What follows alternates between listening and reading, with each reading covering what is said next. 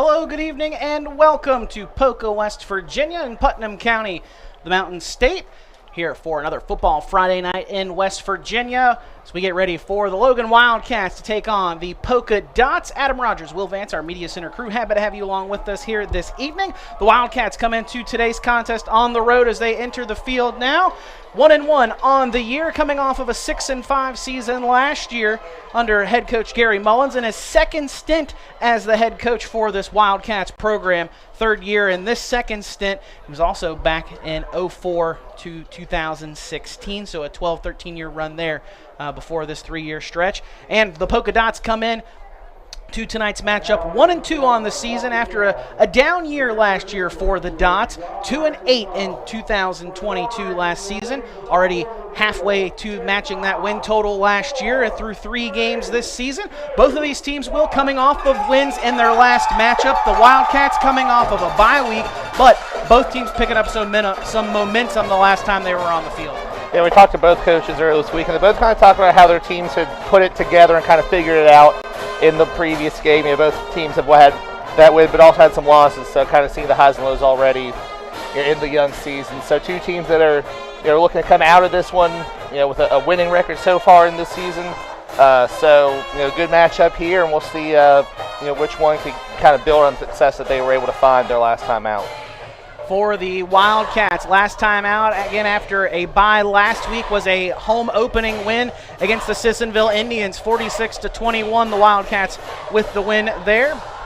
The Dots last time out last week on the road against rival Buffalo. Just 18 miles separates Buffalo and Poca, and the Dots come away victorious in that rivalry matchup. 49-16, the Dots come away with the victory, and the Dots really are paced by their multi-tool guy, Preston Bonnet, the junior. He does a little bit of everything. He can play quarterback, he can play wide receiver, he can play running back. He even plays defensive back for this team as well, and he punts the ball. There's nothing this kid doesn't do. Yeah, Coach Ramsey said he has a lot to do with how far they go any given week. So, definitely an important guy out there. Obviously a captain out there. So, a guy that they're really counting on is a guy you have to account for if you're Logan on any given play.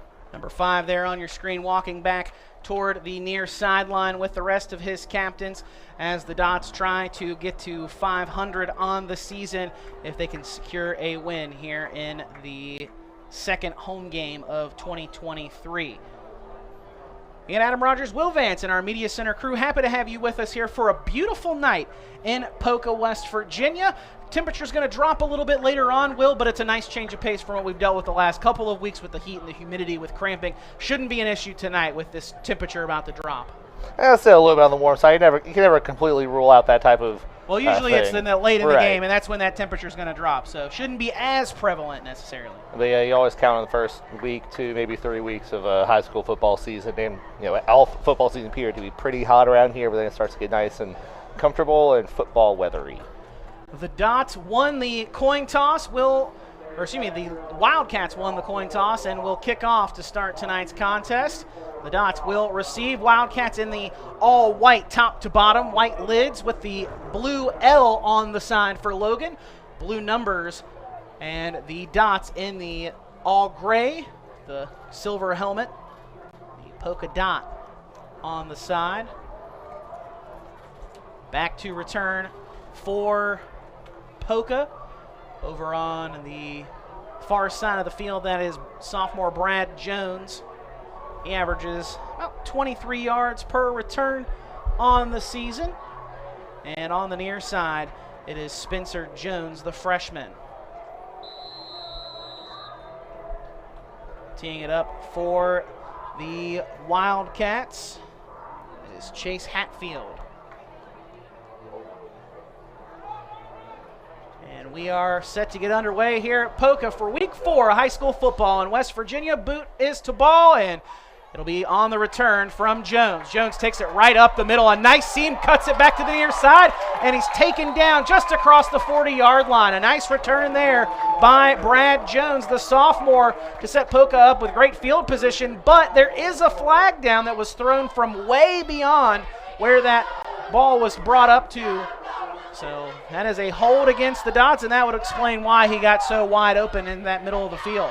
Yeah, there's crazy amount of saves there in the middle, but like you said, a lot of times they have somebody didn't do exactly what's supposed to, but still set up with pretty all right field position here at the 33. Yeah, going to mark it back from the 43-yard line, 10 yards. So 1st and 10 for the Dots from their own 33-yard line.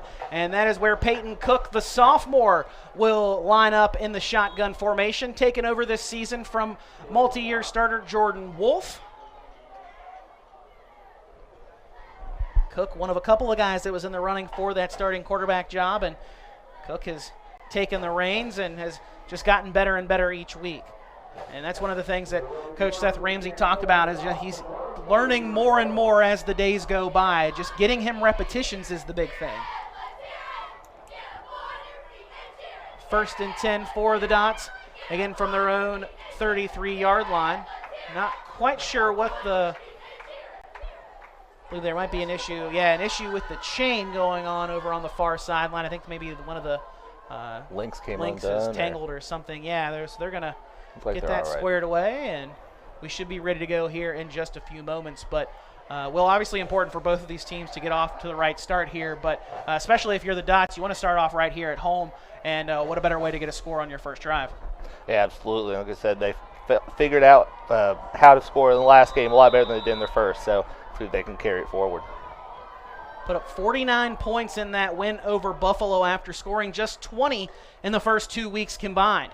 Handoff goes to Preston Bonnet, the multi-tool athlete for the Dots, and he's tackled in the backfield for a hefty loss all the way back to now they're going to move it back a little bit further to the 27-yard line. That's a 6-yard loss on the opening play, and that's not how you want to start your opening drive, is heading backward. But good penetration there up front by that Wildcat defense.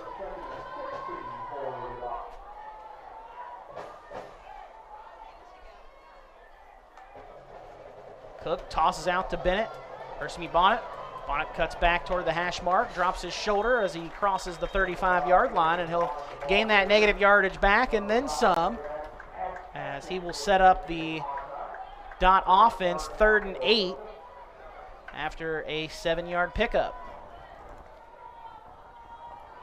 So now what do the Dots dial up here on 3rd and long? Try to keep this drive alive. 2 straight runs to open the drive. Both of them going to Bonnet. Send a man in motion. That's Jack McClanahan. They'll toss it to him. Actually, it's more of a pitch pass, a shovel pass. And he is going to be stopped at the line of scrimmage. So no gain there, and that will bring up 4th and 8. And out will come the punt team for the Dots. So the Wildcat defense does its job on the opening drive and gets a stop, forces a 4th down punt. Now on that one, Poca really tried to get to the outside on this defense, but they were getting that front 4 were getting a lot of penetration. You saw especially on that first play, but also the second one forcing them to bounce out a little farther than they wanted to because of some good penetration by that front 4. And now we have a flag coming in. I think they're going to get an illegal substitution potentially against the Dots. Actually, they're going to wave that off. So no flag on the play. 4th and 8. Now, you do have to pay attention here if you're the Wildcats because Preston Bonnet is the punter. So you definitely want to keep an eye on him. But he's going to have a quick kick. It's a high kick. It will take a Poca bounce briefly, where McClanahan will down it at the 37-yard line. So a decent punt there for the Dots as the Wildcats will come out on offense. We'll step aside for a quick break and be back with more right after this. At Dutch Miller Jeep of South Charleston, we're the #1 Jeep dealer in the entire state of West Virginia because we believe in treating our customers like family. That's why you get the best deal right up front with friends and family pricing. It's our way of saying thanks for allowing us to be a part of your community. It's Jeep season at Dutch Miller Jeep of South Charleston, and for a limited time, get up to 10% off MSRP on any brand new 2023 Compass. Text or chat now and even get pre-approved at DutchMillerJeep.com. Back here right as the Wildcats take the snap, handoff goes to Cross Con, and the tailback carries it for maybe a yard, 2 if he's lucky. And they're going to give him 2 yards up to the 39-yard line. So it'll bring up 2nd down and 8. Sophomore Con joining the Wildcat football team this year. Was a member of the basketball team last year. Also played baseball, and that's something that Coach Gary Mullins liked about his versatility, being able to bring his abilities from those other sports over here to the football field. We'll surely be calling his name a lot this evening. Pass out into the flat. That is caught by Kahn. Kahn trying to break out of a tackle, and he is going to be stopped at the line of scrimmage. Great open field tackle that time by Ethan Estep. No gain on that play will bring up 3rd down and 8 for the Wildcat offense. Dot defense trying to get a stop on the opening drive for the Logan Wildcats. And before the play gets off, a timeout requested and granted to head coach Seth Ramsey. Still scoreless here in this opening quarter, 8:42 to go. And again, we saw the Dots go 3 and out. Dot defense trying to force a 3 and out here, and obviously you can't get into a situation where you're starting to trade things, but still early on in this one, nothing really on either side to really analyze just yet, but the Dots definitely have, again, taken a step back from a couple of years ago after the graduation of the Payne brothers, Toby and Ethan Payne, both now playing for the Marshall Thundering Herd, who are on a bye week this week. But it's something that Coach Ramsey talked about. They're in a rebuild. They're young. They're going to take their lumps, and especially in this Cardinal Conference, you got to be ready to play each and every week, and you've got to be able to bounce back after a loss. And they were able to do that last week with that win over Buffalo. Well, if you look at, losing guys like the Paynes that they had for so many years, they're looking for guys to fill that space like Bonnet. 2 of those 3 plays in the last drive went to Bonnet. If you look here at Logan, both plays so far have gone to their fun new weapon, Cross Con. So both teams looking to find that playmaker that can be their go-to guy. Yeah, because the Wildcats lost a lot of seniors as well. Seeing some guys stepping up young in their careers for the Wildcats. And offside against the Dots will make it a much more manageable 3rd down upcoming for the Wildcats. Instead of 3rd and 8, it's now 3rd and 3. 8:42 to go, opening quarter, opening drive for the Wildcats after the Dots went 3 and out. 3rd and 3 from the 44-yard line. Adam Baston, the sophomore, in the shotgun. A couple of hard snap counts, throw out into the flat. That is complete out to Caden Justice. Justice has a 1st down and then some as he crosses midfield and gets into Dot territory just inside the 45-yard line. They'll mark him out at the 44. A nice 1st down gain there on that pass out into the flat.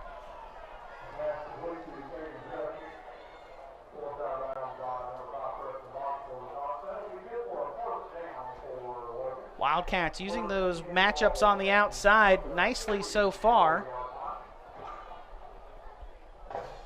What he really wants to do is try to attack the outside and get the ball out to their playmakers. Facing in the shotgun again. We'll sling it out to the near side. That pass is caught by Riley Jones. Jones fights his way downfield, gets inside the 40, down inside the 35, and has another 1st down for the Wildcats. All the way down to the 32-yard line. A nice grab there for Logan. Another nice run after the catch. Back-to-back pickups of about 12 yards. 1st and 10 from the 32. Wildcats moving the ball up the field rather quickly now after getting into that 3rd and 8. That offside definitely changed the momentum on this drive, especially after the Dots requested a timeout on 3rd and 8. You really hate to have wasted that timeout now. Basin has all the time he needs to throw. Airs one out deep down the near sideline, looking for the end zone, and it's just overthrown. Trying to hook up with his man down the near sideline, the freshman Gage Green. Couldn't hook up for 6 there. The incompletion will bring up 2nd and 10 from the 32 on the near side hash. So far in this one, Logan's offensive line doing a great job providing some protection for the quarterback. Hasn't been under too terrible much pressure just yet. I like seeing the Wildcats take a little shot there early too on this series of downs. Throw back out into the flat now, back to the bread and butter. Trying to juke out of a tackle in the backfield is Caden Justice. Still was on his feet after he broke out of the tackle and then slipped up on the grass trying to cut back to the near side. And that's a hefty loss on 2nd and 10. 10 yards, I believe. 10-yard loss, yes, Will. all the way back to the 42-yard line. It'll bring up 3rd and 20 now for the Wildcat offense. Now can the Dot defense get off the field this time on 3rd down? 2 receivers to each side of the formation. Jones and Green to the near side. To the top, it's Hatfield and Justice. Basin in the shotgun, takes a snap, surveys the field, has time, throws underneath, that is caught, and the ball is fumbled. Dots dive on top of it. Coming up with the fumble for the Dot defense is number 8, Colton Petrie, the freshman. The grab was made by Chase Hatfield. Hatfield, as he was coming across the field, made the catch, and then as he was trying to turn upfield, just had it ripped away from him. Great defense there by the Dots. Yeah, I always say be careful throwing over the middle, and that's not necessarily what they're always talking about, but a lot of arms can fly in there when you're trying to make that turn, and good job by Poca to force that turnover on what looked like it might have been a first down play if not for that turnover. So now the Dot offense back out on the field. 1st and 10 from their own 33. Bonnet coming to the near side. A flag comes out from the near side official. Still on his feet, fighting his way upfield, up near the 40-yard line.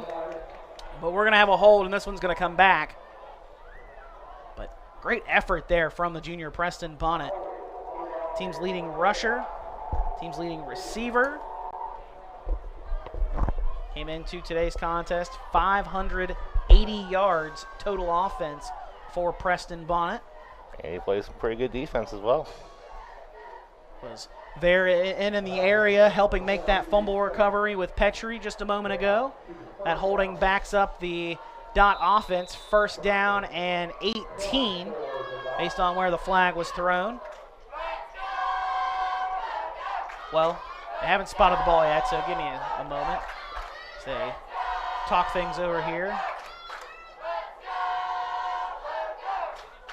And the placement of a hold in West Virginia high school football isn't necessarily as clean cut as it normally is in college or pros. It's usually from the spot, and so it's always kind of a little hard to tell where that spot was. Well, they're still discussing it. Doing some counting.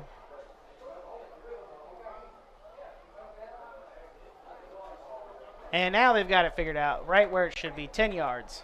There she goes. 1st and 20 from the 23-yard line for the Dots. Hayden Cook in the shotgun with Bonnet to his right. Sends a man in motion. That's Jack McClanahan. Shovel pass goes to him. It's a nice block on the outside edge. He's got a seal around the outside, and he's down the sideline. McClanahan, only one man to beat. He's going to get him from behind. Dragging him down is Gavin Maynard, the senior. Saves the touchdown from the Dots. But what a run there by Jack McClanahan, the sophomore.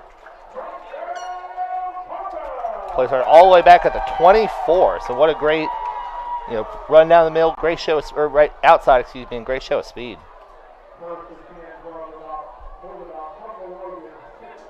First and 10 from the Logan, 16 now for the Dots. For a big play, 1st down on 1st and 20. Bonnet takes the handoff to the outside, breaks out of one tackle, another still on his feet, a spin move into the end zone. Touchdown Dots. Preston Bonnet spin cycles his way for 6. And the Dots take a 6-0 lead with 6:09 to go in the opening quarter. What a run by the junior. Great blocking up front by those men in the trenches.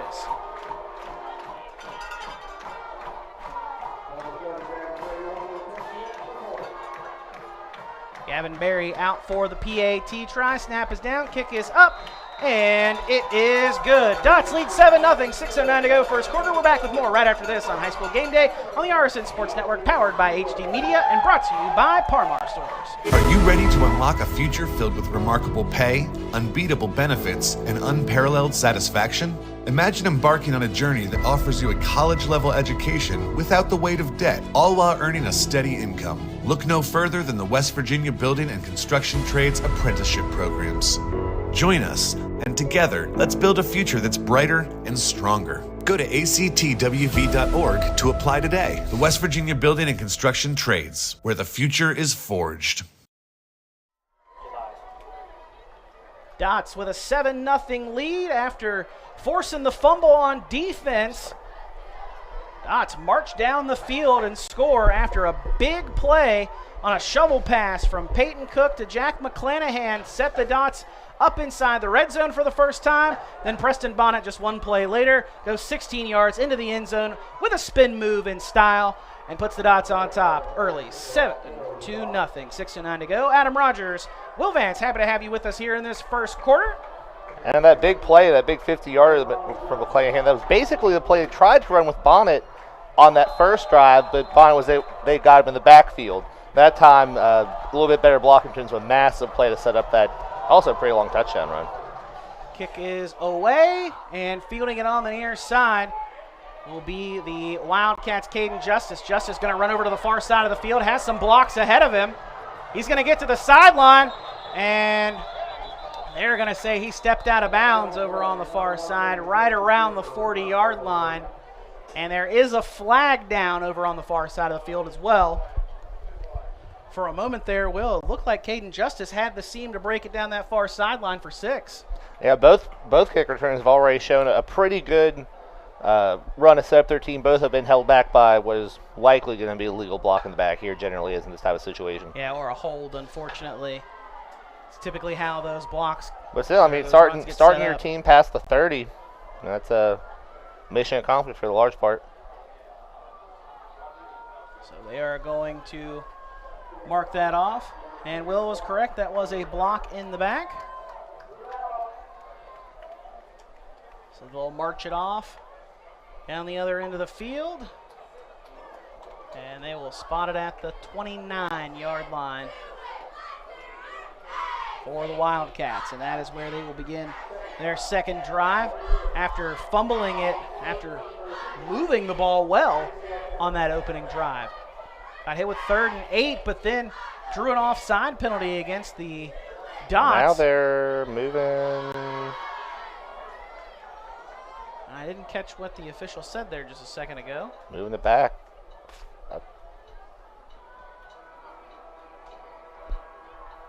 I guess they waved it off. Okay, here we go.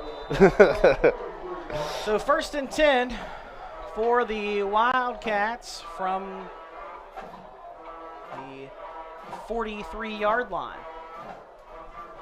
Basin in the shotgun. Surveys the field, throws out into the flat to the near side. That pass is caught by Jones, makes a man miss. Tries to get a stiff arm, and he's going to be forced out of bounds around midfield.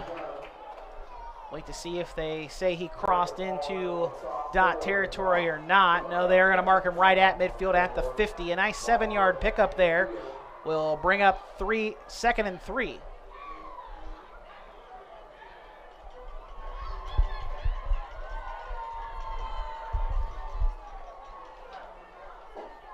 Based in the shotgun. 2 receivers to either side of the formation.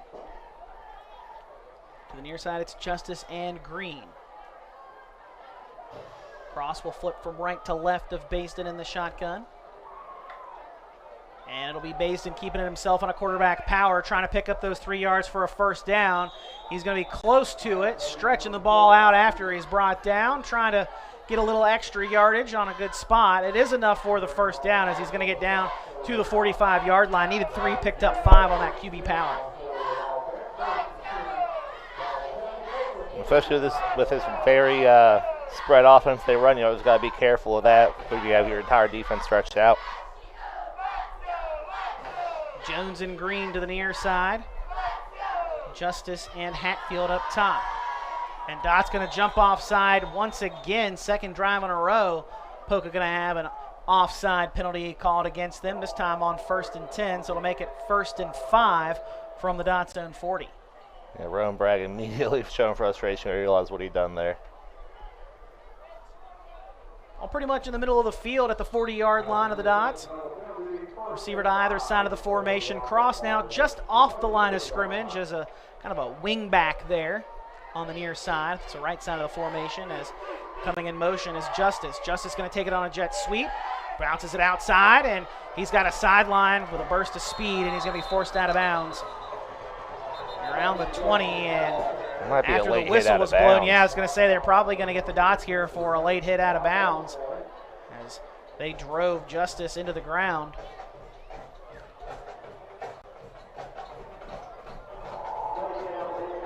Yeah, they're going to tack more yardage onto that run, add insult to injury after Justice breaks a nice run on that jet sweep and has the first down. They're going to tack extra yardage on from the 15-yard line.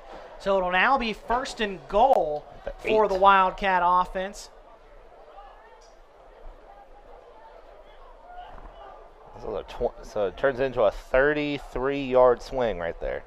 Full third of the field. Those are the kinds of things you cannot do if you're trying to hold on to a lead.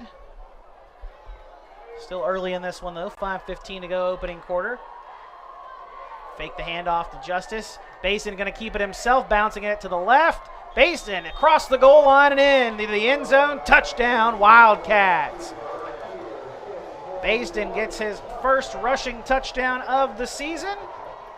The Wildcats are a PAT away from tying this one up at 7 after that 8-yard touchdown run from the quarterback, Adam Basin. Especially good job by those receivers down the left side holding their blocks and giving their quarterback the space to get in there. And that play set up off of that jet sweep run just a play ago. They sold that fake pretty well. Basin rolled out to the left side and fought his way across the goal line for the score. Snap is back, kick is up, and it is good. Wildcats 7.7, 5:04 to go here, first quarter. We're back with more right after this. In an ever-changing world, one thing you can always count on is Walker Chrysler Dodge Jeep Ram in Hurricane. You know, Gene and Ryan built their business the old-fashioned way by making friends. There are no gimmicks or games at Walker, just honest, fair deals, and their method is so straightforward it may shock you. Friendly service and a huge selection of inventory with more arriving daily. When you're ready for your next vehicle, take the short 20-minute drive from Charleston or Huntington to Walker Chrysler Dodge Jeep Ram, just off the Hurricane exit of I-64. Walker Chrysler Dodge Jeep Ram, making friends one deal at a time. Welcome back to High School Game Day on the RSN Sports Network, powered by HD Media. And if you're watching this game right now on your computer, you'd rather maybe see it on your 85-inch TV, your projector, maybe your iPhone, your iPad, whatever, you know, maybe something other than your tablet. You can download the HD Media Plus app. You get all access to their entire video content library, live streams, totally for free.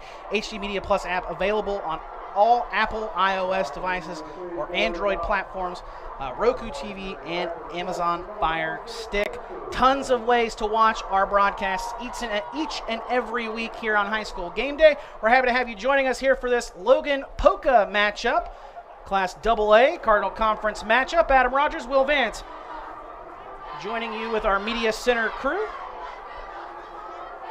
As the Wildcats tie things up just a moment ago, Adam Basin rumbles his way for an 8-yard touchdown run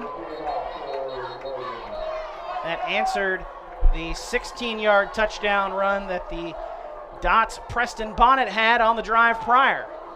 And both teams use a big play to get themselves down in the red zone, and honestly, they're both pretty similar plays with a jet around the right side. Yeah, the Dots was more of a shovel pass than a jet sweep, but it looked very similar. As Hatfield gets ready to send this one away. Bit of a sidewinder kick, takes a high bounce. It'll be fielded by Brad Jones, and Jones will come back up the middle. Jones across the 30. He'll be tripped up and brought down at the 33-yard line. Our broadcast tonight is brought to you by Parmar. If there's not a Parmar near you, there will be one soon. Will and I stopped at a Parmar on our way here to get some ice cold waters for this evening. Picked up an energy drink to get through the night as well. And if there's not one near you, there will be one soon. Know they're going to have one brand new there off of McCorkle Avenue in Charleston, just near the Southside Bridge. It's going to have an Arby's there. I'm very excited about that. I love some curly fries. Snap comes back to Cook. Bonnet going to bounce it to the outside on the left side. He's across the 35 and is wrapped up and brought down by Gavin Maynard and Braxton Wolford. Two of the three linebackers in that unit coming up to make the stop after Bonnet picks up 4. Will bring up 2nd down and 6, got up to the 42-yard line. Or excuse me, the 37-yard line, excuse me. Bonnet already 4 carries for 21 yards, and that's including a 6-yard loss in his first carry, so getting more efficient as the game goes. Has bounced back nicely, including that 16-yard touchdown run that opened the scoring on the previous drive for the Dots. Going to get a handoff once more, coming off the near side. And Bonnet should have enough for the first down, forced out of bounds near the 43-yard line. And they are going to move the chains. First down for the Dots. 6-yard run there for Bonnet.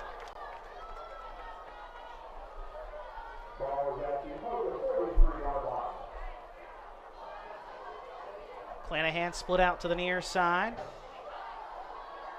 Hunter Tusing up top, joined by Landon Coleman. Cook takes a shotgun snap, hands off to Bonnet. Bonnet met immediately in the backfield, has his helmet ripped off. Great gaps penetration there by Gavin Maynard. Met Bonnet in the backfield and will bring him down for a 2-yard loss as they stop his progress because his helmet came off for safety at the 40-yard line.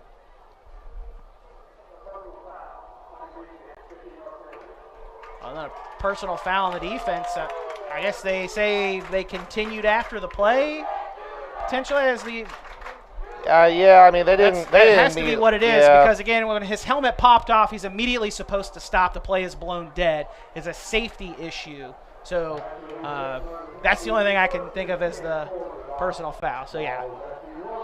But in the moment, he didn't want to stop. No. They didn't want to stop, but gotta make sure that that's laid down as something that could happen, or it could get dangerous. But so 1st and 10 now from the Logan 45-yard line after the penalty. Handoff goes to Bonnet again. Bonnet wanted to go inside, bounces it outside, and is undercut around the ankles after he picks up a couple of yards. Down to the 43-yard line. Well, the pickup of a long 2.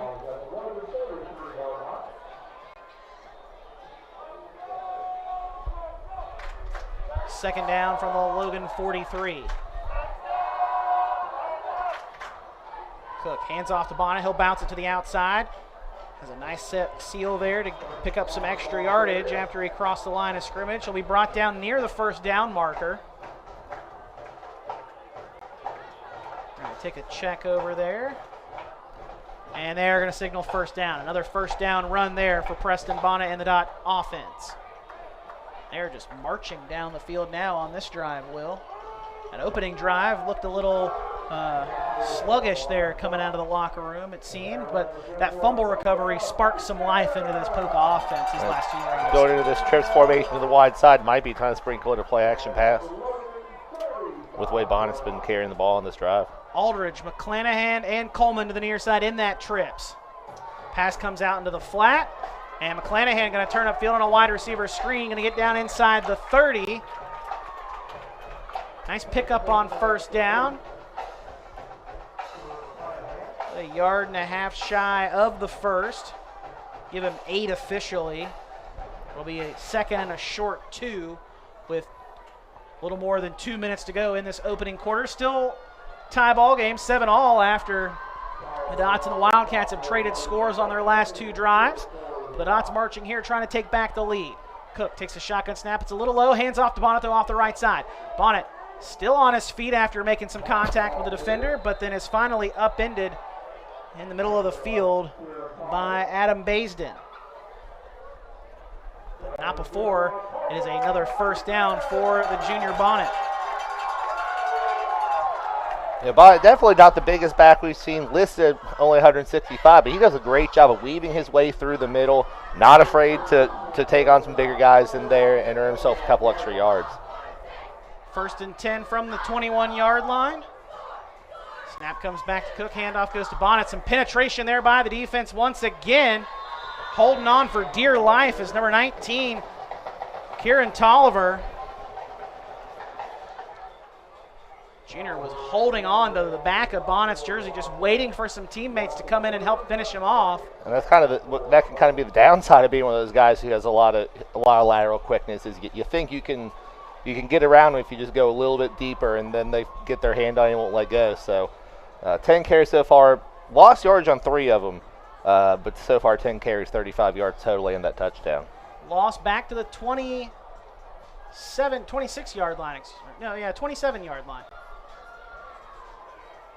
Second and long as Bonnet takes a seat on the sidelines for a moment. Brad Jones coming in the backfield for him, and a flag came in on the near side. And I think this one's going to go against the Dots and head backward. Yep, delay a game on the offense. So back them up 5 more yards.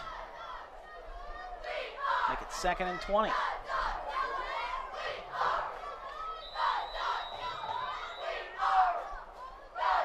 Ball on the 32-yard line now. Dots momentum slowing here in the last few moments after marching their way down the field with relative ease. Snap comes back to Cook. Surveys the field, throws to the near side. Pass is complete to McClanahan on the near side. Does a great job of getting a foot down and maintaining possession there on the near side. Picks up 8 yards. It'll bring up 3rd and 12. So far, Cook 4 of 4 for 69 yards, all of those going to McClanahan, including, like we said, the shovel pass, which isn't exactly a traditional pass, but still counts. Snap comes back to Cook, rolling to his right, thrown out, and that pass is incomplete. Looking for McClanahan there. Out over on the far side of the field, and that incompletion will bring up 4th down. 4th and 12 for the Dots, and not deep enough really to kick a field goal, but not back close enough to midfield to really punt it either. It's a bit of a no-man situation here, so it looks like the Dots will keep the offense out and go for it. Bonnet back in the game now in the backfield with Cook in the shotgun. Cook takes the snap. Throws one looking for Bonnet. Bonnet was going to continue his route downfield.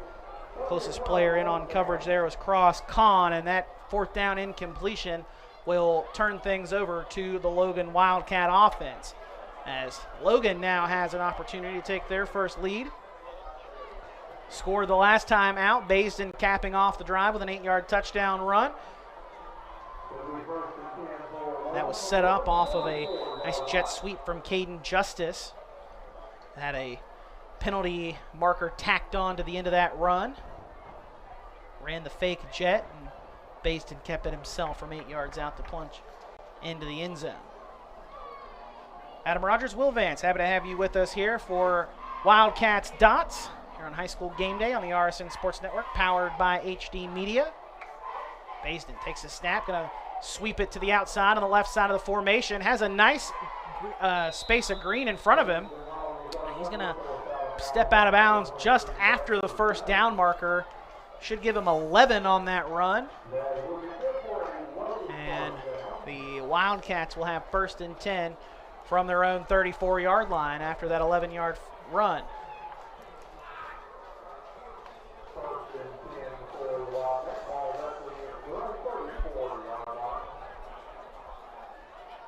Well, we'd seen a lot about the Wildcats' up-tempo, no-huddle style offense, but not really going very tempo-y, but definitely causing the Dots to get out of their rhythm, as that's now the 3rd offside penalty that the Dots have had on defense alone here in this first quarter.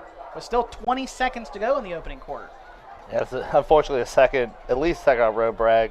Just eager to get off the line and get back there, because especially there's a lot of pressure on your pass rushing playing team like this, where so much of it flows through the quarterback. Have not been able to consistent pressure on Baisden so far in this game. 1st and 5, handoff goes to Cross, coming to the near side, and Cross is going to be upended.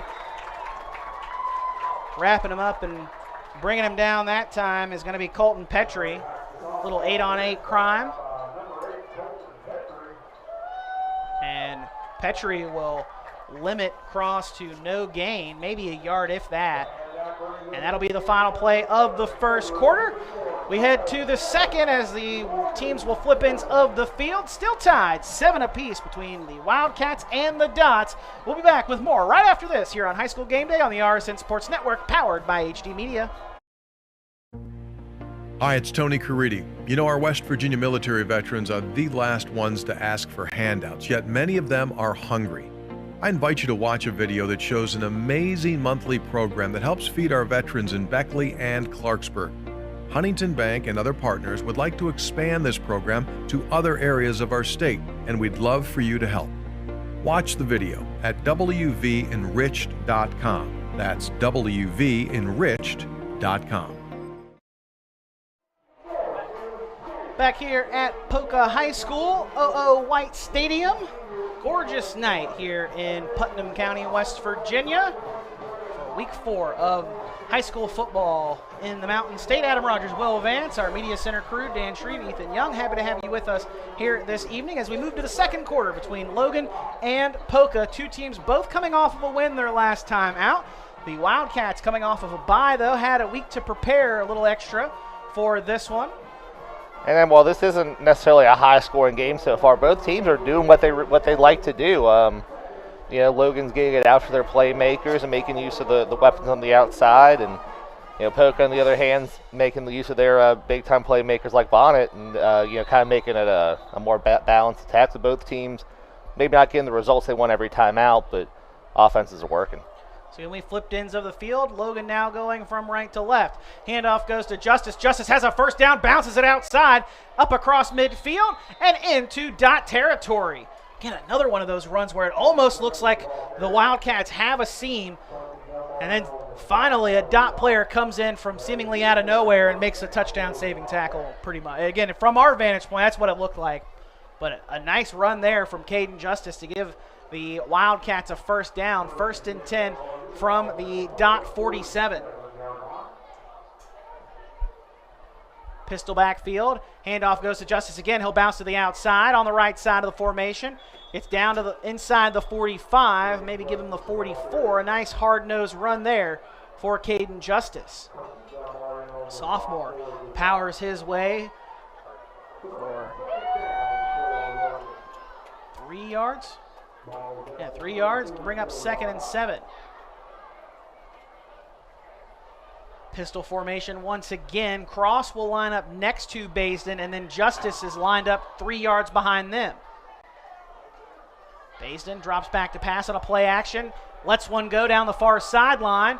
And coming back to come up and make that catch is Riley Jones. Jones still on his feet. And he'll be brought down just shy of the 10. Baisden's pass hung in the air for what seemed like forever, and a great adjustment on that route by Jones to slow down and come back to the football, Will. Yeah, great job on that one. Well set up play, too, after a couple runs. Joe making a big impact here, already 50 receiving yards.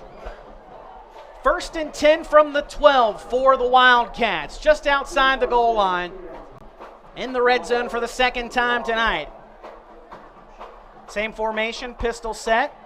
Handoff goes to Cross this time. Cross going to be stopped just shy of the 10. And they'll give him the 10 actually, so give him 2 yards. Excuse me, to bring up 2nd and 8.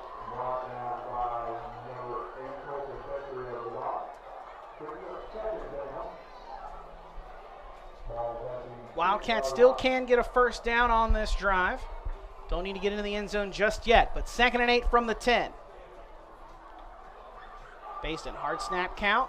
Dots hold firm this time. Now he'll check the wristband. 6 seconds on the play clock, down to 3. Now Baisden takes the snap, drops back to throw. Throws across the middle, looking for Jones, and that one is incomplete. Double coverage there for the Dots defense. Hanging tight with Jones there was Colton Dunbar, sophomore. Bring up 3rd and 8 from the 10. Again, Wildcats do not need to get a first down. Do not need to get in the end zone here. Can pick up a first down still. Two receivers split out to the top. That's Jones and Green. To the near side, it's Hatfield and Justice. Cross will line up in the backfield with Baisden. Might see a flare route from Justice here. Has been a go-to for him so far and been fairly effective. Take a timeout here with 1 second on the play clock. Gonna talk some things over here with 3rd and 8 upcoming. 9:43 to go here in the first half. Still a tie ball game, 7-all between the Wildcats and the Dots. We'll step aside for a break and be back with more right after this. Hi, this is JJ Roberts from Huntington, and when I'm back home, you will find me at my local Parmar store. We have that thundering herd pride at your local Parmar stores. We are over 200 stores strong and growing. Download the Parmar app for even more savings and sign up for the Parmar Rewards Card. Whether it's food, gas, or groceries, we have you covered. We are Marshall and we are Parmar stores. If there's not a Parmar store near you now, there will be soon.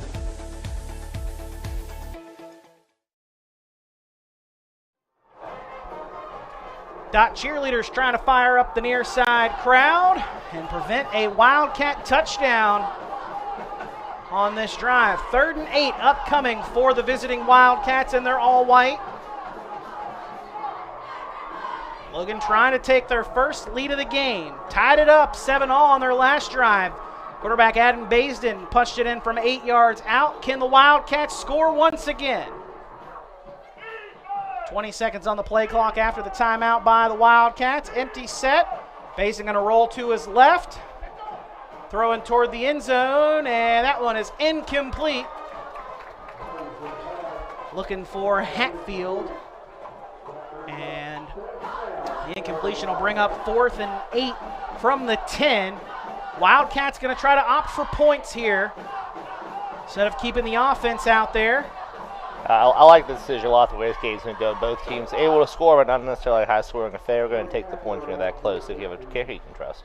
Chase Hatfield out for the field goal try. 27-yard try. Baisden to hold. Snap is back, hold is down, kick is up. And it's no good. Wide left.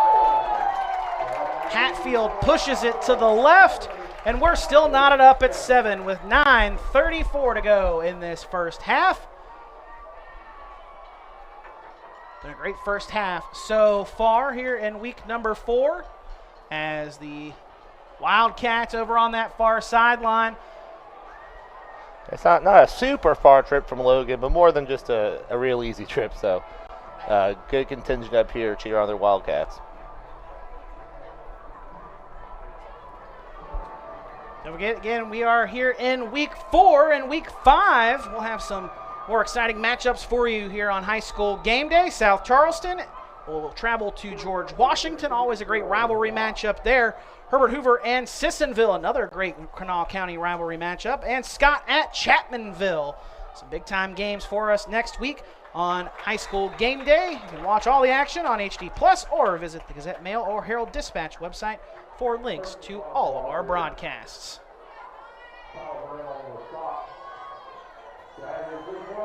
First down gain for the Dots on their opening play of the drive. That was 11 yards by Bonnet was his best run since his touchdown run.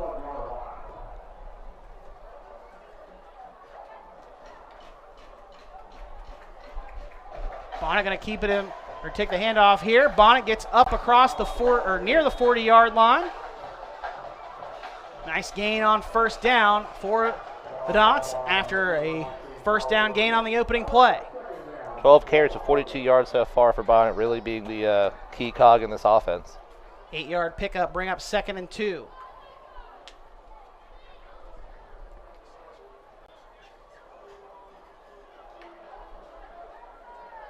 Little pitch pass to McClanahan. McClanahan picks up the first down. Nice open field tackle, though, by the Wildcats' Karen Tolliver. But again, the Dots do move the chains, and it'll be 1st and 10 from their own 43. They have 5 catches for 72 yards already.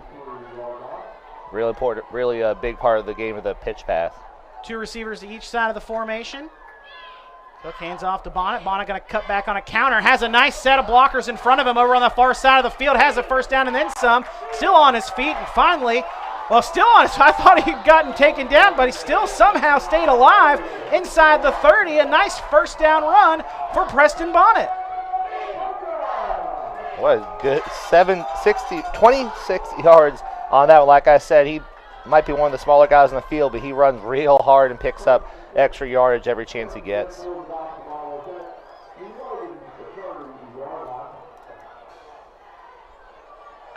First and 10 from the Wildcat 30. Cook hands off to Bonnet again. Bonnet will bounce it out to the outside, and he is met at the line of scrimmage. May have met him in the backfield depending on where they spot the ball, but I think he got back to the line. Great job by that Wildcat defense. Landon Moore, the junior, helping make the stop. Number 52 there you saw on your screen. A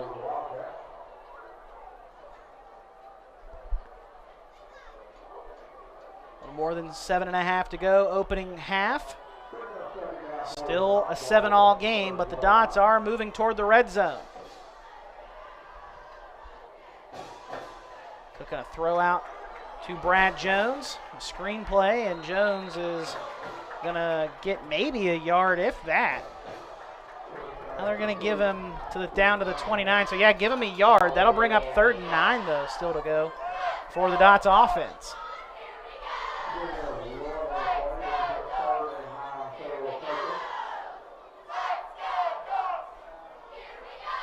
Dots will send Landon Aldridge and Jack McClanahan up top. Dylan Bradley will come to the near side. It's Cook. Shotgun drops back to pass, throws out to the far side, and that pass is picked off. Intercepting that one is Cross Kahn for the Wildcat defense. He read that one perfectly. Was waiting for it when it got there. Maybe not as quick out of his hand, but there is a flag on the field. Yeah, he had his helmet pop off, and I think might get the Dots for a similar situation that happened to Logan earlier where his helmet popped off. The play should have been dead. Yep.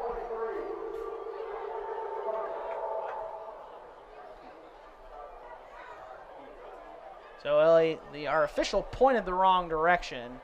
It is against the Dots, not against the Wildcats. They're going to march off that personal foul and march it toward midfield. They will spot it at the 39-yard line.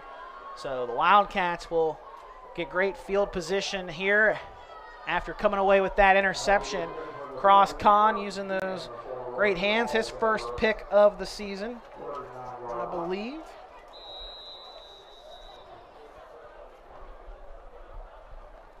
First and 10 for the Wildcat offense now from their own 39-yard line.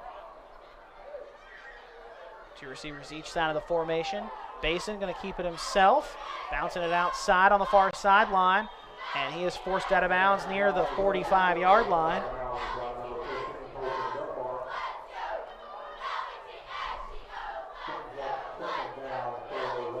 Spot him there at the 45, pickup of 6. Bring up 2nd and 4 for this Wildcat offense. After coming away with the interception, both sides with a turnover now in this opening half.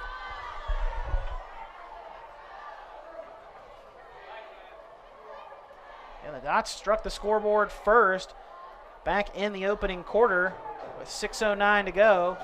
And then the Wildcats answered it just a minute later. We've been scoreless since. 5:09 in the first as Justice tries to break out of a tackle on the near side. It's going to be held close to the first down, depending on where they spot it. About a 3-yard gain there, so it looks like it should be 3rd and 1. And it is going to be just shy of the first. 3rd and 1 for the Wildcat offense.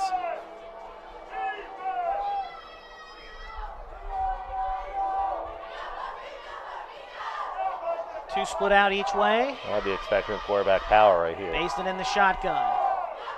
Hard snap count. Dots stay this time. Have already jumped 3 times in this first half, and now a timeout from the Wildcats. Their second timeout. We'll step aside for a quick break as well. 5:40 to go in this first half. We're still knotted up at 7 between the Wildcats and the Dots. We're back with more right after this.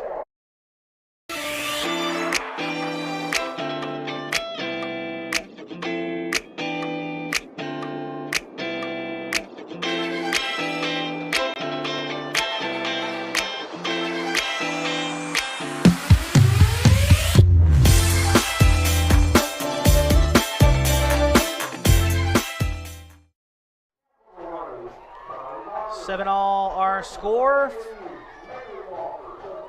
Just under 6 to go in the first half.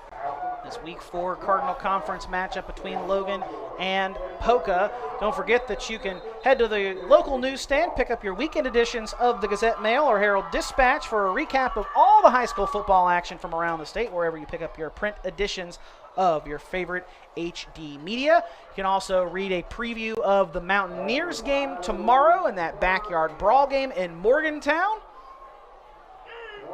So you could read a preview of the Thundering Herds game, but they're on a bye this week. As Thundering Herd gets ready to welcome Virginia Tech next week. A sold-out Joan C. Edwards Stadium next week. Should be a great crowd at the Joan next week as the Hokies come take on the Herd.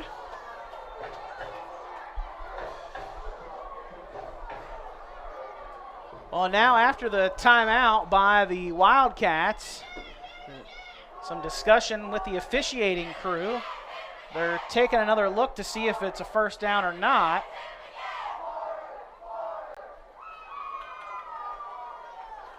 So they're going to now confer over on the near side with the Dots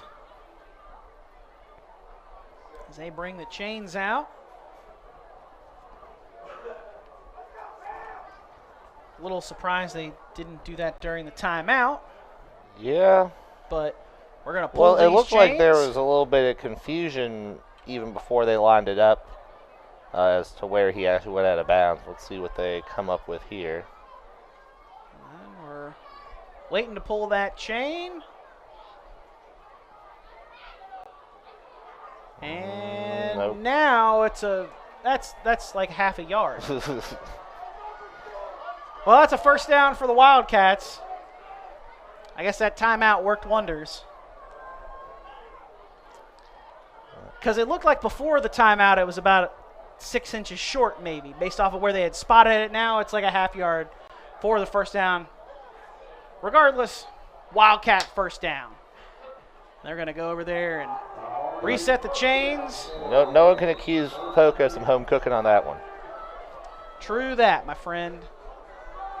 First and 10 for the Wildcats from their own 47-yard line.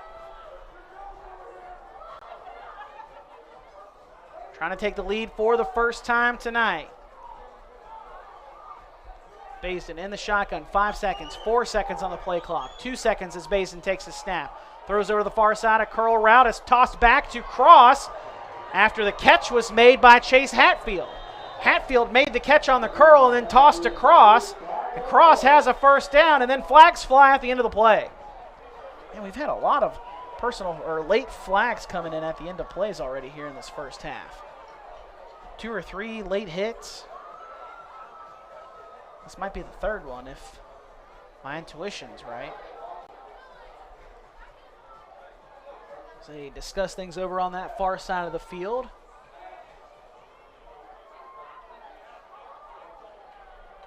Was a first down gain on that curl and Pick up a toss. 14, but let's see.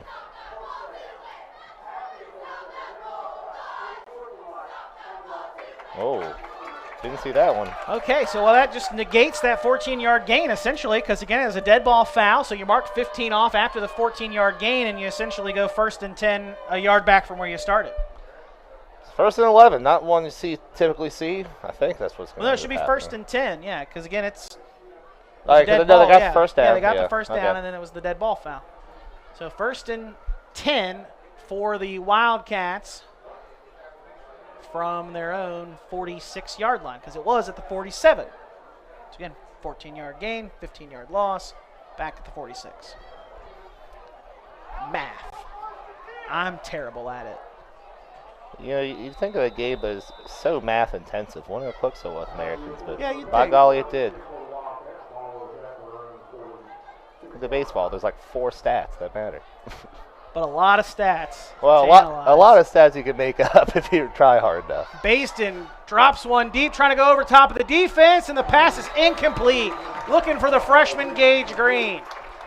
Great job there, timing the jump. Colton Dunbar, the sophomore for the Dots defense. Number 15 makes a great deflection there at the last moment. to knock it out of Gage Green's hands. And they're really trying to get Gage and get Gage Green involved in this passing attack. You know, Jones and Hatfield and Justice are kind of been the go-to guys, but they've had taken at least 2, I think 3 long shots towards Green, trying to take advantage of that tall frame of his. Haven't connected yet, though. Pistol set, handoff goes to Justice. He drops his shoulder as he crosses midfield and gets into dot territory. That second down run will bring up 3rd and short now for the Wildcat offense. Much more manageable for Logan here.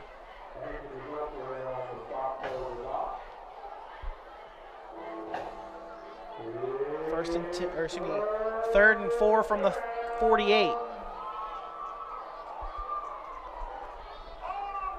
Pistol set, cross to the left though of Baisden in the shotgun. Handoff goes to Justice. Justice trying to bounce it to the left outside, and he's going to be stopped shy of the first down. Mitchell Heinrichs.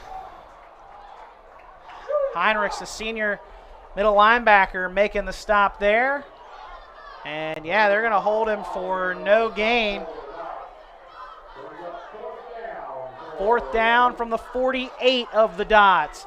Wildcat offense staying out there. Trips to the near side.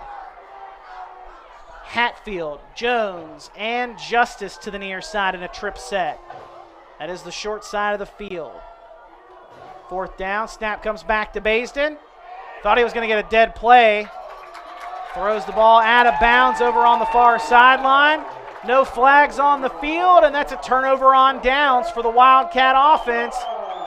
I think Baisden honestly thought he was going to get a flag thrown there and thought he had a dead play. And no flags come flying.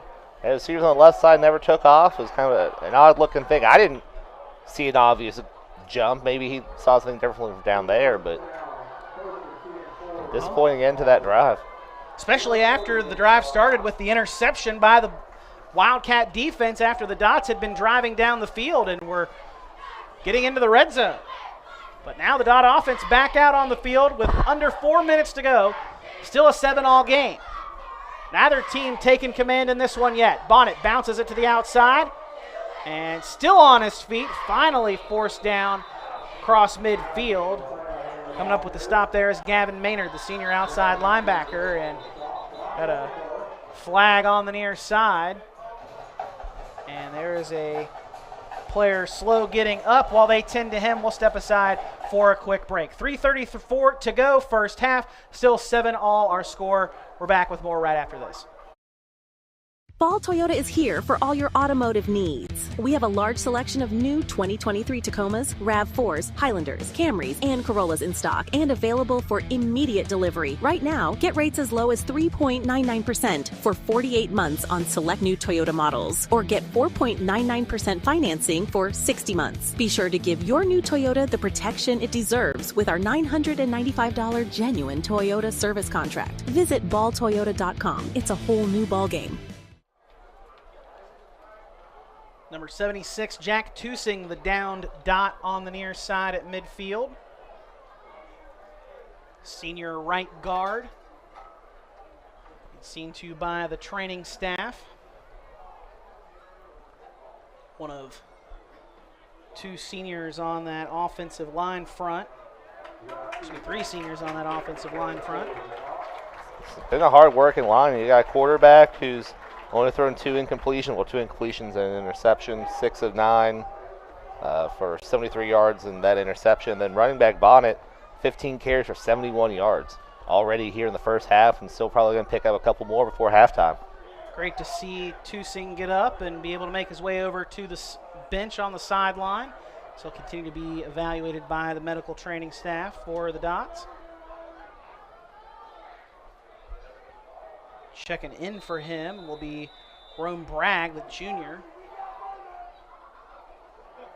1st and 4 after a face mask penalty on the Wildcats. Bonnet has a first down run as he gets inside the 40. Picked up 7 on that rush. Well, give him 8 actually, as we'll mark him down to the 38. 37 rather, 37. And it looks like a Wildcat player is dealing with maybe some cramping issues. Chance Lewis on the near side, trying to play through it though. Handoff goes to Bonnet on the near side. Bonnet spins out of a tackle, still on his feet inside the 30, down inside the 25. Bonnet, a hard-nosed runner, keeping his legs churning. He'll get down to the 24. And now Chance Lewis is down on the grass. And they're going to have to come over from the far sideline to come see to him, trying to get up slowly. We'll step aside for a quick break and be back with more once again. 3:05 to go, first half. Tie ball game at 7. Back right after this. Serving the area one truck at a time for over 60 years. Mullen Plumbing, Heating, and Cooling is in your neighborhood each and every day, working to keep your family cool and comfortable. With the dog days of summer ahead and fall right around the corner, it's time to schedule your home HVAC system tune-up and preventive maintenance. Right now, we're offering 0% financing on a new Rheem home system and includes a 10-year worry-free warranty. Remember, Mullen Plumbing, Heating, and Cooling. Call or visit us online today to schedule your appointment at mullenplumbing.com. Back here at Poca High School, Chance Lewis able to make his way back over to the far side of the field. Going to continue to be seen. Be sure to look out for the Building and Construction Trades Player of the Week on your HD Media social media channels. Last week's Player of the Week was George Washington High School quarterback Abe Fenwick. Will it be on Monday? Well, we'll just have to find out on HD Media social channels for your Building and Construction Trades Player of the Week. Pass over on the near side. Cook trying to find Hunter Tusing. Pass is incomplete.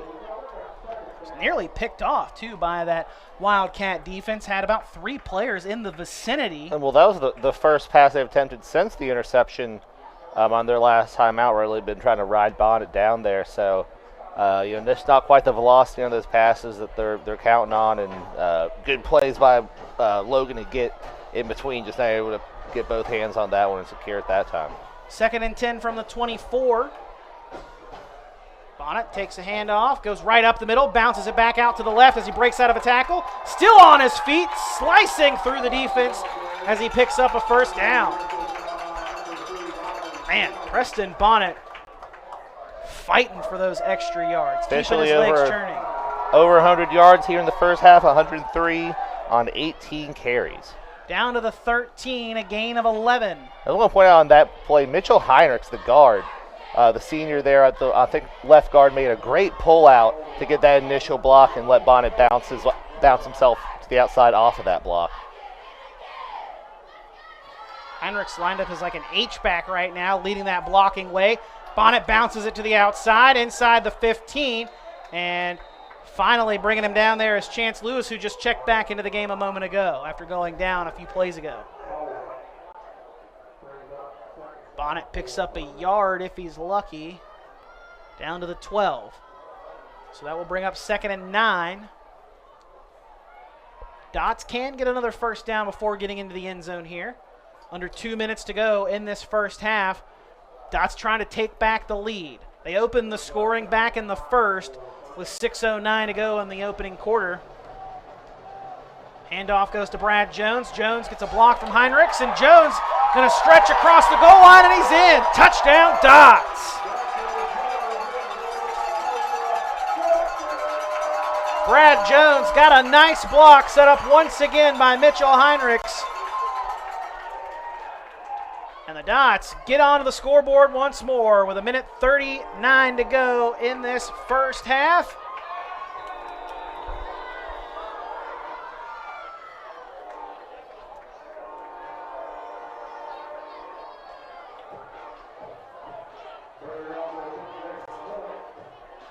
Gavin Berry's PAT is up, and it is good.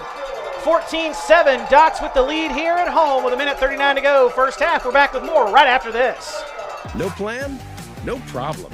Just wing it, and we'll do the rest. Plump and juicy? You got it. Fried to perfection? Always. Sauced and tossed, or naked if you prefer. It's always your choice at Geno's. Whether it's a 6 or 10 piece of our famous original wings, or our tasty traditional wings, or a 10-ounce portion of our tender boneless wings, we'll leave your mouth watering for more. We promise we won't wing it, but you should. Gino's Pizza and Spaghetti House. Just wing it. Back here for Logan and Poca, Week 4 Cardinal Conference matchup on High School Game Day on the RSN Sports Network, powered by HD Media. Don't forget, tomorrow night it's the Backyard Brawl in Morgantown. West Virginia Mountaineers take on the Pittsburgh Panthers. Check out the Touchdown City Show for more post-game analysis and commentary. If you're a Mountaineer fan, check out touchdowncity.com for more details. Dots take back a 7-point lead after Brad Jones rumbles his way into the end zone from 12 yards out to make it 14-7 our score late in the first half. Adam Rogers, Will Vance, our Media Center crew, happy to have you with us this evening on High School Game Day. Don't forget, coming up in the second half, closer toward the conclusion of our broadcast, we'll have our Parmar Stores Player of the Game for you. Don't forget, if there's not a Parmar near you, there will be one soon. Barry sends it away. Justice will field it at the 13. Justice with a burst of speed up the middle, brings it across the 35, and he's up near the 40. A nice return there for Caden Justice. And also no flag on it. We've seen several pretty impressive returns called back. First return with no flag tonight, actually. So now, you've got a minute 30. You've got on the 38. And you've got a team that, is built to move the ball quickly if they can. A lot of passing to the outside. So let's see how aggressive they are here. Because I believe Logan gets the ball at the beginning of the second half as well. So yeah, Logan kicked off to begin tonight's game. The Dots received that opening kickoff. We're going to try to get that vaunted doubling up. At 2 for 1 essentially here. If the Wildcats can score, would put themselves in a position to take the lead on the opening drive in the second half. But got to take care of business here to close out the first half. Basin had some time, now loses the football. Ball's on the grass and scooping it up is the Dots. Rumbling toward the end zone is Jacob Paul, and he scoops and scores. Wow. Jacob Paul scooped it up after forcing the fumble and then rumbles his way into the end zone. We are going to have a flag down back at the 9-yard line, but I think that's probably going to be an illegal participation on Logan. On Kahn. Because Kahn's helmet came off and he continued to participate in the play. He's trying to say it was ripped off, but it doesn't matter. If your helmet comes off and you continue to participate in the play, it's an illegal participation. So they're going to talk this one over a little bit. They need to take a look at the straps on his helmet. That's the second time it's come off there. The first one did seem like more of a pulling situation, but that one popped off a little easy. And again, that's me assuming that's what this flag is. They're talking it over. We're going to get the ruling now. Yep. Okay, so it's exactly like I thought. Cross Kahn going to be called for an illegal participation for continuing to play on that play after losing his helmet, after Jacob Paul scoops and scores to put the Dots on the scoreboard, make it 20-7 after that scoop and score by the junior defensive end.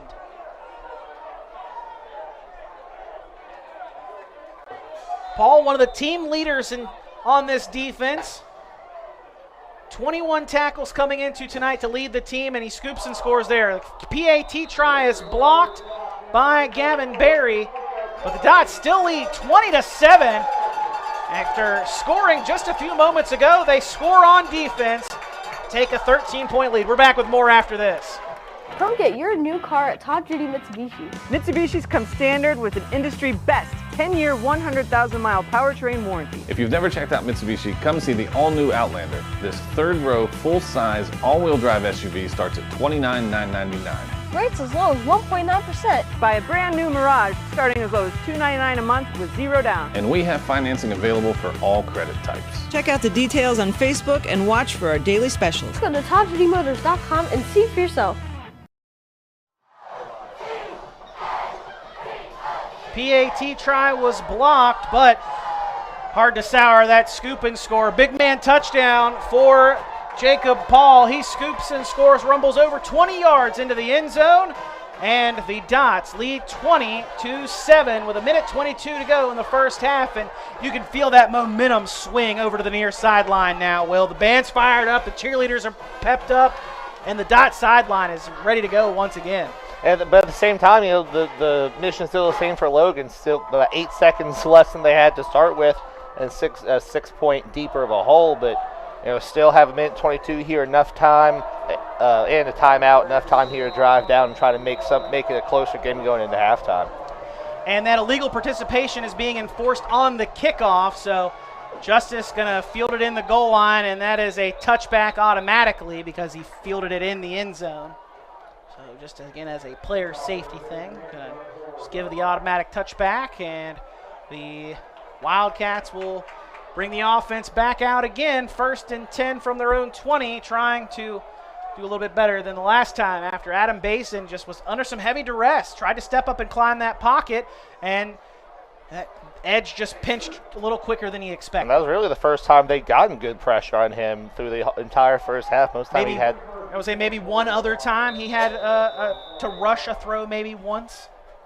Yeah, so well-timed, well-executed, and puts their team up another 6 points. So now 1st and 10 for the Wildcat offense, down by 13. A quick 13-point swing for the Dots. That scoop and score from Jacob Paul came just 17 seconds after the touchdown by the offense. Basin going to keep it himself on the outside, going to try to get outside and stop that clock and preserve some time. Clock stopped with 1:15 to go.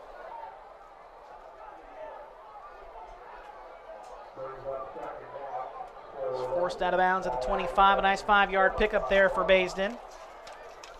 Wildcats have just one timeout left in this first half.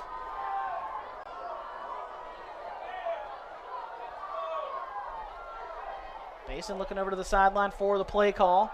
Has 2 receivers split out to each side of the formation. It's Hatfield and Justice to the near side.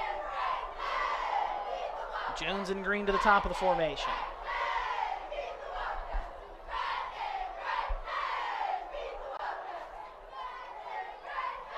Basin takes a snap, and they're going to get the Wildcats for a false start. I think Chase Hatfield left a step too early.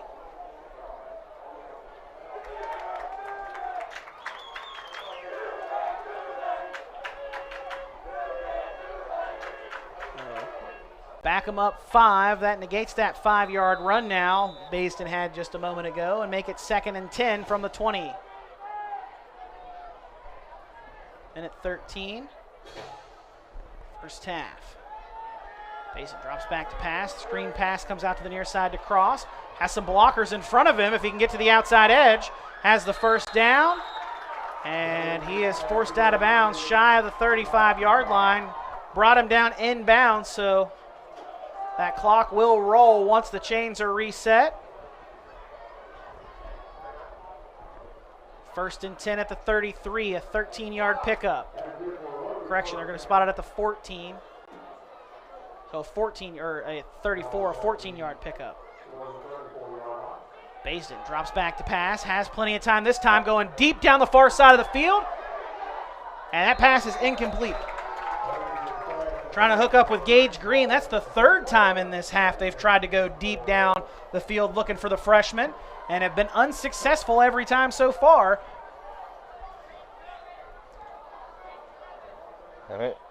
Maybe try him on maybe a post instead of the fly, because it seems like he's having to come back to the ball on most of those tries. 2nd and 10 after the incompletion from the 34. Basin takes a snap. Pressure comes off the edge. A screen pass out to Cross. Has a blocker in front of him. Cuts back toward the middle of the field. Now bounces it back outside. Has a first down and then loses a lot of ground after the Dots finally catch up with him. But he does have enough for the first down. Clock stopped with 33 seconds to go in the half as they reset the chains. 1st and 10 at the 44.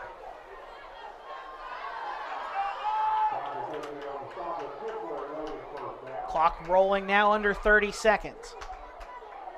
Basin in the shotgun. Takes a snap. Surveys the field. Hurls it deep down the far side of the field. That is caught. Over on the far side, making that grab is Gage Green, finally hooking up for a deep throw. And he'll get down inside the 30 to the 29-yard line. And they're going to call a timeout here to preserve the clock with 14 seconds on it. Talk things over, what they want to try to dial up 1st and 10 from just outside the red zone. And the Wildcats had an opportunity for a 2-for-1 chance with a score at the end of the half and then a score to start the second half, because Logan is set to get the football to begin half number 2.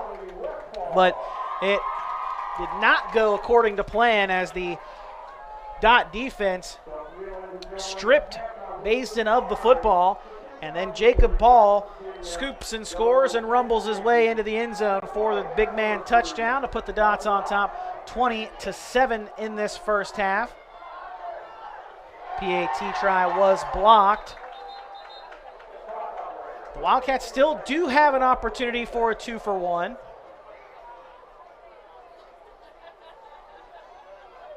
But the situation a little bit different now, as they're going to adjust the game clock, put 16 seconds on instead of 15. So an extra second. They're going to say they called that timeout with 16 instead of 15. 1st and 10 from the 29. Basin has trips to the near side of the field. That's the wide side. Looking deep, trying to find him in the end zone. Pass is tipped, and then almost coming up with the catch off of the deflection is the Wildcats' Gage Green, but Green just couldn't grab it off of that deflection. But wow, what a heads-up play to at least be in the vicinity to even have a chance at that one. He was able to get his fingertips on, just wasn't quite able to bring it in. Would have been a huge play. Still a chance to score here, still 9 seconds. Basin tried to force that one in there a little bit, trying to find Caden Justice. It went just off of his hands, and then, again, Gage Green unable to haul it in off of the deflection. So incompletion stops the clock with 10 seconds to go, 2nd and 10 on the way. Basin drops back to pass, has some time, throws deep, going toward the end zone. Pass is intercepted. Preston Bonnet coming up with the pick. In the end zone, that'll be a touchback, and the Dots will get the football back with 3 seconds to go in the half as Preston Bonnet gets a pick. That's his first interception of the season. And again, we talked with head coach Seth Ramsey about Bonnet's versatility, playing a lot of positions offensively, but then he also talked about how great he is as a defensive back for this team as well, and showing off that ability right there with that interception, a leaping interception. Yeah, and the leaping aspect was just a great show, just the kid's motor. I mean, you know, he's already carried the ball almost 20 times so far, and really is the heartbeat of this offense, and as he just showed, a key part of this defense too. Cook takes the knee to end the first half. The Dots head into their home locker room on the near side, up 13 at the half. 20-7 over the visiting Logan Wildcats. We'll step aside for a break and then bring you back for halftime, and you'll get to see the Poca Dot Marching Band. That'll be all up after this here on High School Game Day on the RSN Sports Network, powered by HD Media, brought to you by Parmar Stores.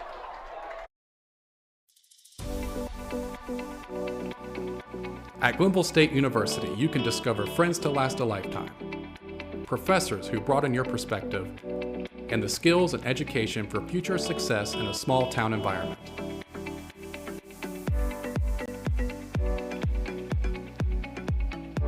At Glenville State University, you can become a pioneer.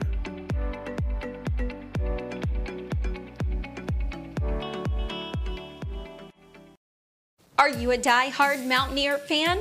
then you need to check out the award-winning Touchdown City Show. Tune in as Anthony Lewis, Derek Bailey, Michael Sussman, and WVU legend Avon Coburn break down every thrilling play, every heart-pounding moment, and every victory that leaves you on the edge of your seat. Whether you bleed gold and blue or love great football discussions, the Touchdown City Show has you covered. Find the Touchdown City Show on your local radio station or visit touchdowncity.com for a list of radio affiliates and links to your favorite podcast platform. For the best coverage and all things Mountaineer football, check out the Touchdown City Show. At Dutch Miller Jeep of South Charleston, we're the #1 Jeep dealer in the entire state of West Virginia because we believe in treating our customers like family. That's why you get the best deal right up front with friends and family pricing. It's our way of saying thanks for allowing us to be a part of your community. It's Jeep season at Dutch Miller Jeep of South Charleston, and for a limited time, get up to 10% off MSRP on any brand new 2023 Compass. Text or chat now and even get pre-approved at DutchMillerJeep.com.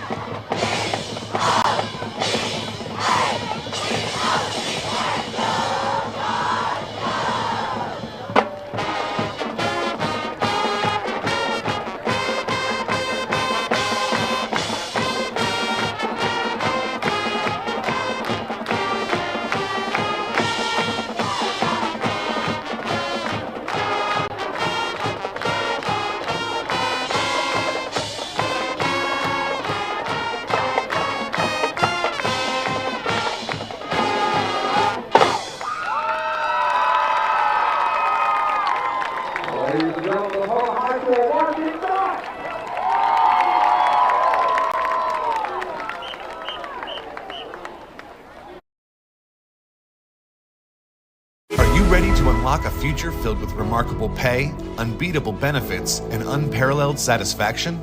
Imagine embarking on a journey that offers you a college-level education without the weight of debt, all while earning a steady income. Look no further than the West Virginia Building and Construction Trades apprenticeship programs.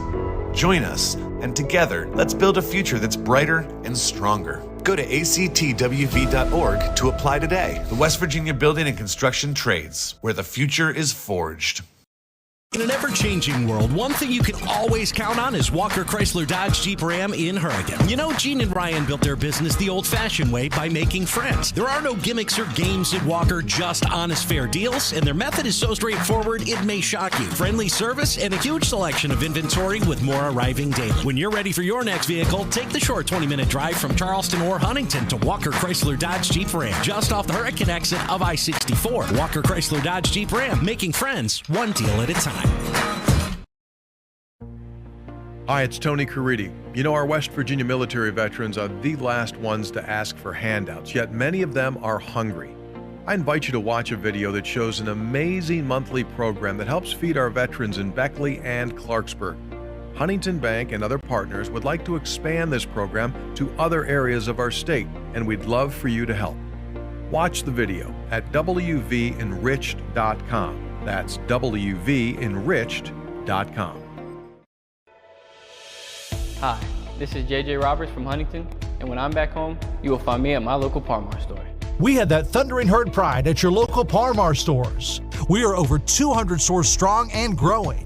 Download the Parmar app for even more savings and sign up for the Parmar Rewards Card. Whether it's food, gas, or groceries, we have you covered. We are Marshall, and we are Parmar stores. If there's not a Parmar store near you now, there will be soon.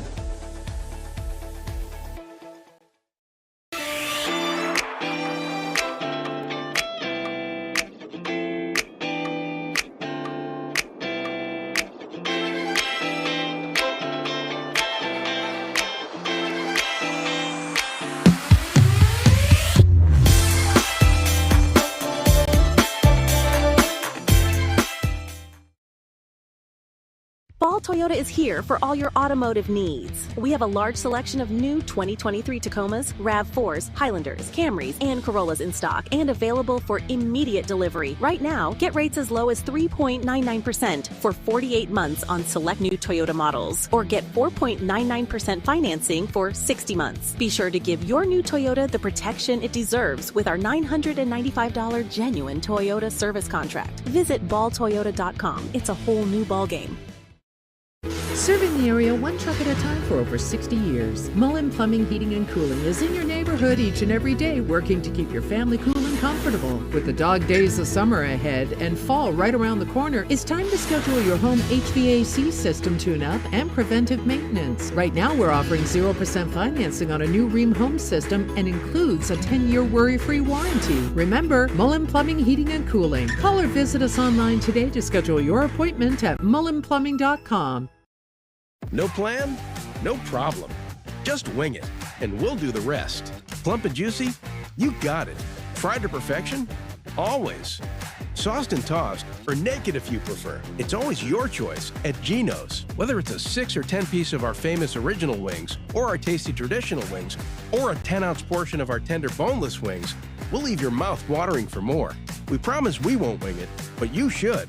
Geno's Pizza and Spaghetti House. Just wing it.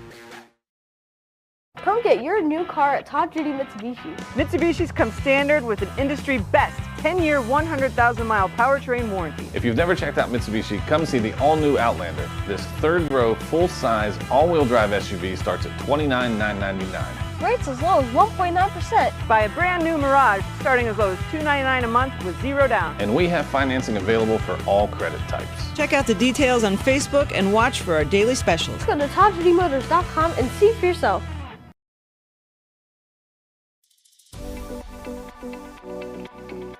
At Glenville State University, you can discover friends to last a lifetime, professors who broaden your perspective, and the skills and education for future success in a small town environment.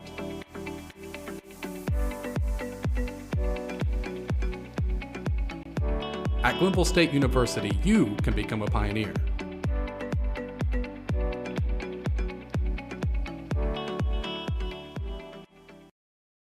Are you a die-hard Mountaineer fan?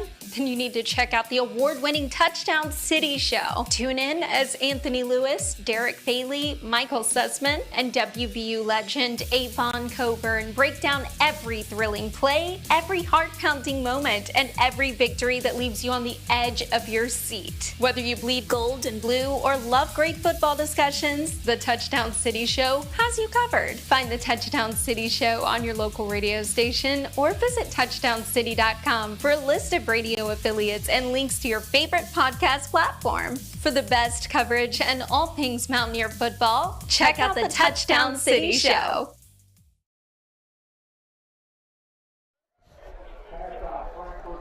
Back here at Poca High School at the half, the Dots lead 20-7 over the visiting Logan Wildcats. Adam Rogers, Will Vance, happy to have you with us here at O White Stadium in Putnam County. Been a gorgeous night here for week 4 of high school football action in West Virginia. And speaking of West Virginia high school football, let's take a look at some scores from around the state. In Class AA final already from yesterday, number 9 Lincoln goes on the road and knocks off Nicholas County to stay unbeaten on the year. 17-16 your final score there. North Marion, number 1 in Class AA, taking on Brook out of Class AAA, who's ranked 6th in Class AAA. North Marion leads 20-3 in the second quarter there. A 2 top 10 matchup here. Philip Barber and Liberty Harrison duking it out, a pair of unbeatens at 2-0, 14 your score in the second quarter. Pair of top 6 teams matching up, 3-0 on the year. Frankfort, number 2, taking on number 6 Weir. It's 21 all your score at the half. Another top 16 matchup, it's Lewis County, number 14 on the road, losing right now at the half to number 4 Roane County. The Raiders up 14-0 at the half. Scott Skyhawks, number 6, leading number 12 Point Pleasant 27-0 in that first half. Winfield just up the road here from Poca leads Wayne at the half. Generals 20-8 your halftime score over the Pioneers. And Nitro losing right now in the half to Chapmanville at home. The Wildcats trail the Tigers by 2, 22-20. And Logan again trails Poca here right now, 20-7. As you take a look over at the far sideline, the visiting fans for the Wildcats making that drive. Not long necessarily, but not short either. But those Wildcat fans definitely love to support their teams. And started bundling up. You see the blankets being broken out as the temperature has dropped about 15 degrees or so since we kicked this one off. So it has gotten much colder. It's actually supposed to get under 60 degrees by the time this game concludes. So hopefully you brought a jacket if you're at this game tonight. I know I did for later on this evening. But other than that, it's been an absolutely gorgeous night in Putnam County. There's, again, some scores in Class AA as we take a look at some Class AAA scores. George Washington on the road against Huntington. The Highlanders leading in the first half there, 21-7. Parkersburg and Parkersburg South, the Patriots lead the Big Reds 21-20 in the first half there. Fairmont Senior, number 4 team in Class AA, on the road at Bridgeport, a short drive there, and it's 14 all your score at the half. Cabell Midland putting it on South Charleston, 69-0 in the third quarter. That game starting up at 7 o'clock there at the Castle in Ona. Number 13 Spring Mills traveling to Musselman. Spring Mills leading right now in the third quarter, 20-3. Spring Valley, a shocker right now. A winless Spring Valley team, 28-3, leading Hurricane at home right now. Very shocking for the Redskins to be trailing Spring Valley Timberwolves, but Hurricane took a loss last week that you watched right here on High School Game Day. Tom Hunter had the exciting call of that matchup last week between George Washington and Hurricane, a 3-point win for the Patriots there. It's the George Washington Patriots got their first victory of the season. It's been a tough stretch for GW to start the year. Cabell Midland, Ashland Paul Blazer out of Kentucky. It's an annual powerhouse that used to be in Class AAA there, now up in Class 4A. Then Had Hurricane last week on the road at Huntington. This week it's a little bit better for the Patriots as the schedule moves on. They will take on South Charleston next week on the Hill. We'll have that as one of our featured games here on High School Game Day for you next week in week number 5. So there's some scores for you from around the Mountain State of interest, and Will's got a little bit of statistics for you from the first half of this one between the Dots and the Wildcats. And let's start off with the home team Dots. Will? And so far, like 3 guys have pretty much been the entire offense. Quarterback, Cook's got, only 4 of 6 so far, 73 yards of interception. Another interception late in that first half. McClanahan, 5 catches for 72 yards, Jones, the only other catch, has 1 catch for 1 yard. And then Bonnet, you called his name at least, 19 times over the course of that first half. 19 carries, 104 yards. But then one of the rushing touchdowns goes to Jones, who had a touchdown on his 1 carry for 12 yards. And then on the other side, Logan's been throwing the ball a little bit more. Basden with 10 of 17 with that interception on his last throw of the half, 108 yards. Spreading it out to several different receivers, but Jones leading the way with 3 catches for 52 yards. And on the ground, Justice has 5 carries for 47 yards, with Basden adding 35 yards on 5 carries with those quarterback powers, which were fairly effective through the course of the first half. And, it's really no surprise to see Preston Bonnet touch the football so much in that first half. We knew he was going to get the ball a lot this week. That's what we said head coach Seth Ramsey about, is getting him the ball in a multitude of ways, and they've found ways to get creative getting him the football. But, just coming into the game, if you just looked at the statistics without ever having watched them play, Preston Bonnet has nearly as many touches by himself as the rest of the team does combined. They are clearly designing ways to get him the football, and he's excelled when he's gotten the ball most of the time. Only a couple of negative yard plays for him in that first half. He did a really great job of making extra yards after that initial contact. He kept his legs moving and picked up extra yards almost every time he touched the football in that first half, and that was really impressive to see. Tonight already he has 19 touches.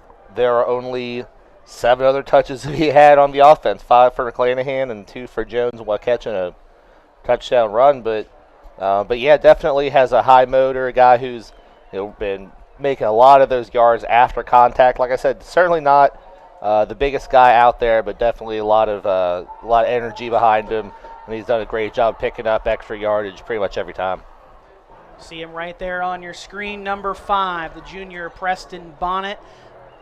Teams do it all back for the Poca Dots. The Dots and the Wildcats get warmed up for the second half. A little more than 2 minutes to go in this halftime until we start up the third quarter. And the Dots lead 20-7 over the Wildcats. We'll step aside for a short break, and then when we come back, we'll get you ready for the start of the third quarter here at White Stadium on High School Game Day on the RSN Sports Network, powered by HD Media and brought to you by Parmar Stores. Are you a die-hard Mountaineer fan? This is JJ You Roberts need to check from out the Huntington, award-winning and when I'm back Touchdown home, you will find City me at my Show. local Tune Parmar. in as Anthony. We had that thundering herd pride at your local Parmar stores. We are over 200 stores strong and growing. Download the Parmar app for even more savings and sign up for the Parmar Rewards Card. Whether it's food, gas, or groceries, we have you covered.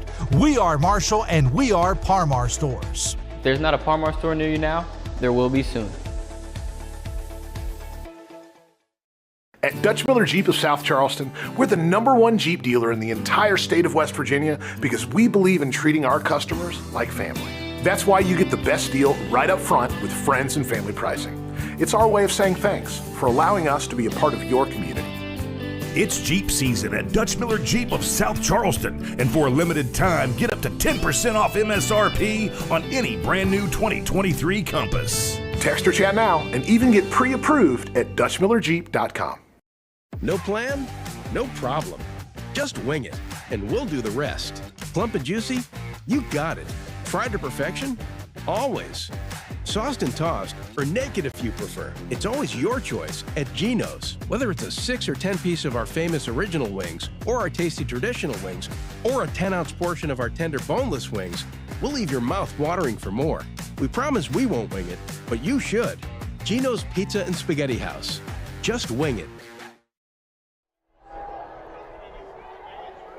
Getting ready for the start of the third quarter. The Wildcats are scheduled to get the football back after winning the opening coin toss and deferring to the second half. Wildcats out in the all-white this evening, Dots in the all-gray. Adam Rogers, Will Vance, happy to have you with us this evening, as well as our media center crew, our photographer, camera operator, Dan Shreve, our director, producer, Ethan Young. Happy to have you with us. As Will and I back after a week off last week, and Will and I missed a great one as we were supposed to be there for that GW Hurricane game. Patriots winning a tight one, 17-14 on the hill. Their first win last week. Again, we'll have the Patriots here next week as well on High School Game Day. One of our highlighted games, as well as Herbert Hoover at Sissonville and Scott at Chapmanville. You can watch all the action of those games on HD Plus or visit the Gazette Mail or Herald Dispatch websites for links to those games. Still got a half left to go here in week number 4 at OO White Stadium, though, before we can wrap things up and move on to week 5. And Dots with a 13-point lead coming out of the break. Getting ready to kick things off to the Wildcats.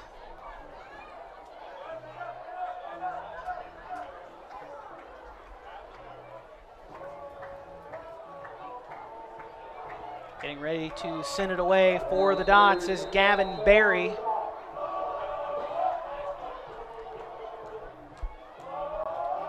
Berry sends this one away, comes over to the near side, fielded at the 17.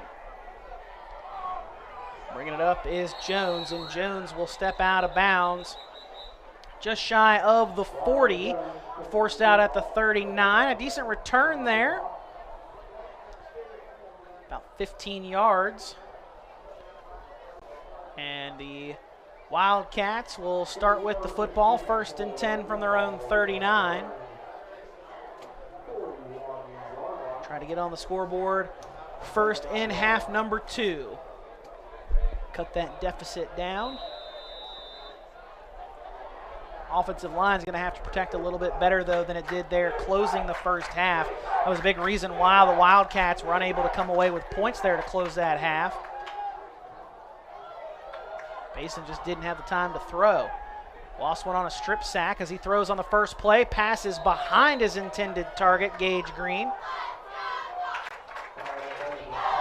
But Green did get his hands on it and knows he should have caught that football. And as he comes over, he's going to wipe his hands off on his teammate, Riley Jones, just to get whatever is on those gloves off. 2nd and 10 after the incompletion. Now Cross going to split out and just go off tackle. 2 receivers to each side. Hatfield and Justice to the near side. Jones and Green up top. Justice goes in motion, takes it on a jet sweep to the top of the formation. He gets hit hard. Whoa, Brad Jones laying the lumber from his cornerback spot. Out in open space, wraps him up and brings him down for a loss. Back to the 37, a loss of 2.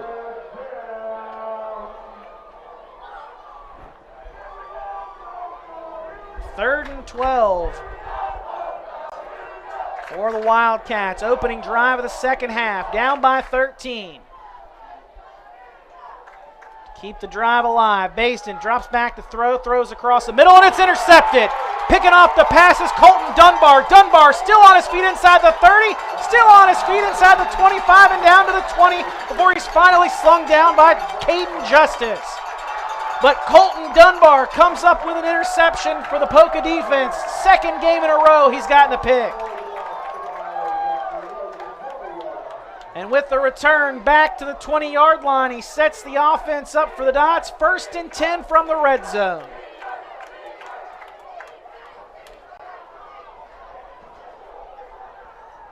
Dot offense out on the field. 1st and 10 from the 20. Peyton Cook, the sophomore, in the shotgun. Bonnet moves from left to right. Snap is on the ground. Cook picks it up, rolls to his left, and he's going to get slung down. Karen Tolliver comes up with the sack, and he'll drop him all the way back at the 33-yard line. A 13-yard loss on that sack. Cook probably would have been better served to just fall on top of it there. Would have been only a short yard loss instead of 13. It's hard to tell yourself to play it safe in the moment a lot of times. This is true.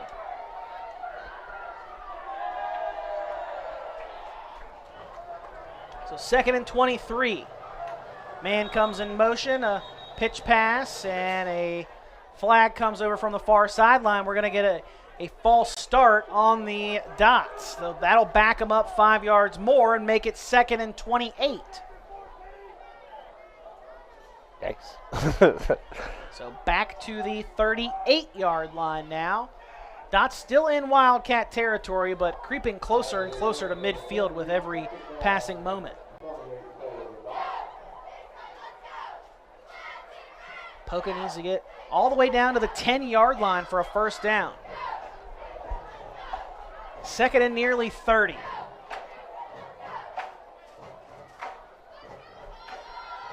Cook, screen pass tossed out to Bonnet. That'll be incomplete. That stops the clock just under 10 minutes to go, 3rd quarter.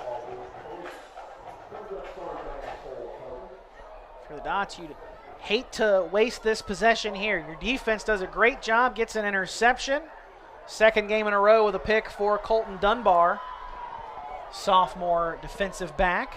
Cook in his last 7 attempts is 2 of 5 for 5 yards and interception. So it started off so well. Oh yeah, started off 4 of 4 for 69.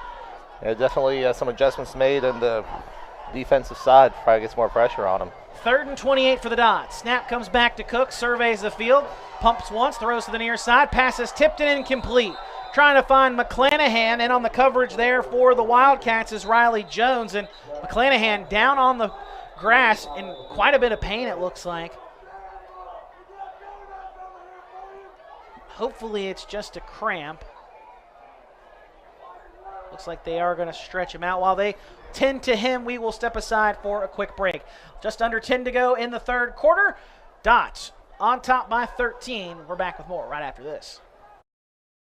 Are you ready to unlock a future filled with remarkable pay, unbeatable benefits, and unparalleled satisfaction? Imagine embarking on a journey that offers you a college-level education without the weight of debt, all while earning a steady income. Look no further than the West Virginia Building and Construction Trades Apprenticeship Programs. Join us, and together, let's build a future that's brighter and stronger. Go to actwv.org to apply today. The West Virginia Building and Construction Trades, where the future is forged. Parmar Stores is a proud sponsor of tonight's HD Media Game Day broadcast. If there's not a Parmar near you, there will be one soon. 4th down coming up for the Dots. Preston Bonnet punts it away. And it'll be fielded back at the 3 by Justice.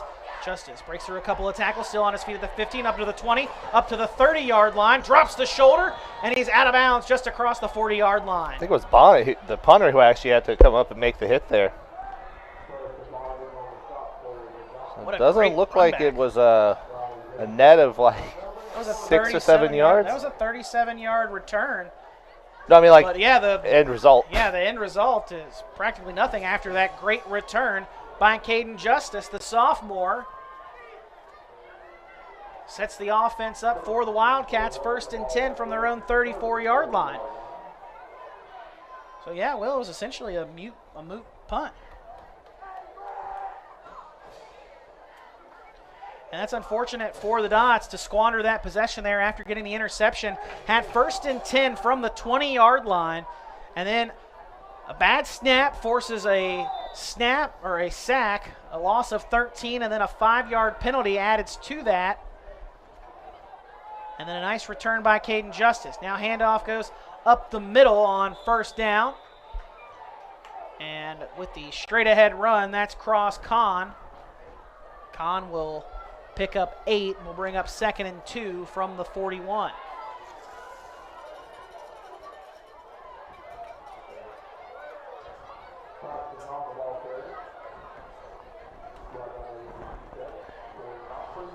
Two receivers each side of the formation.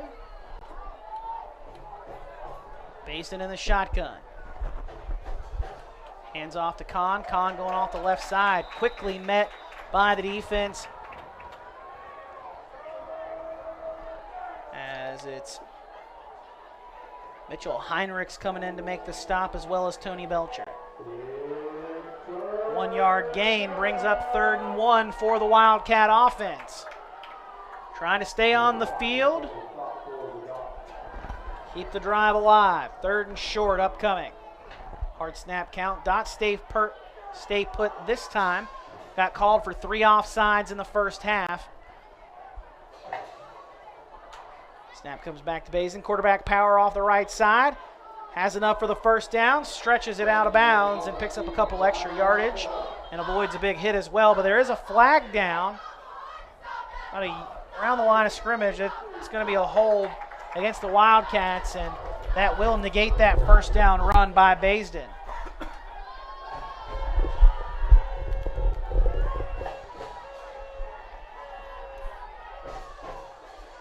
So they are going to march it off from the spot of the foul. And it'll be 3rd and long now for the Wildcats instead of 3rd and 1. As from the spot of the foul, it's now 3rd and 12.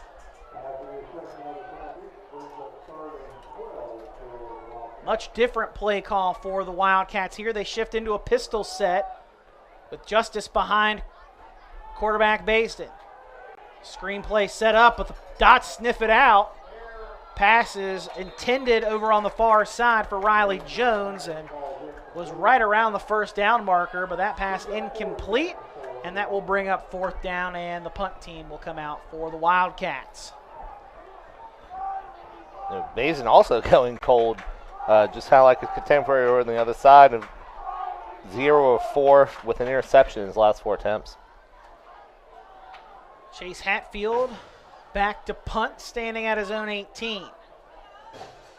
2 back to return for the Dots, McClanahan and Bonnet. Bonnet up at the top of your screen.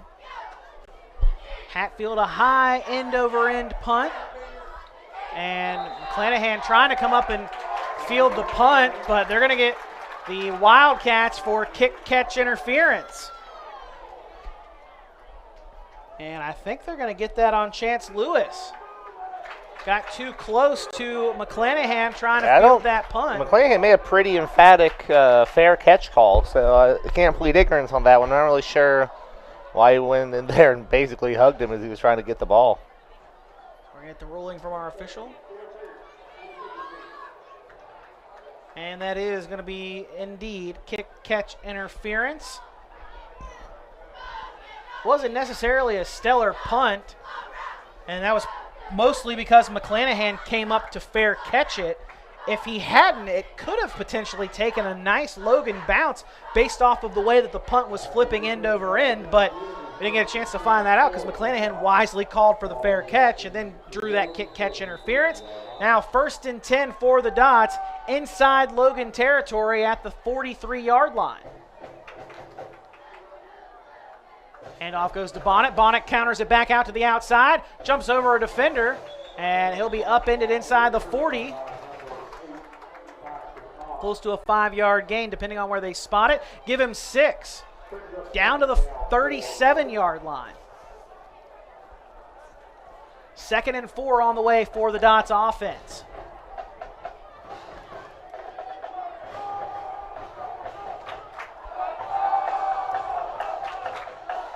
Cook hands off to Bonnet. Bonnet bounces outside again. Has the first down and then some. Still on his feet.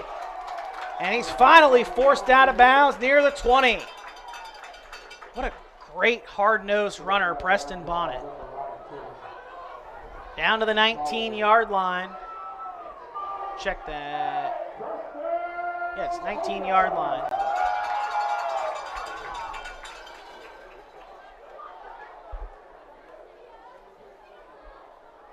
First and 10 for the Dots, back in the red zone.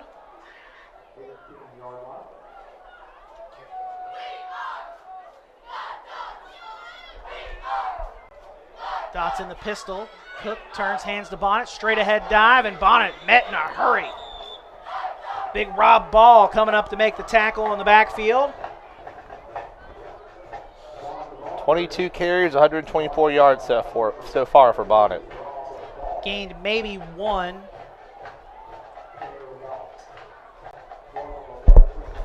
Down to the 17.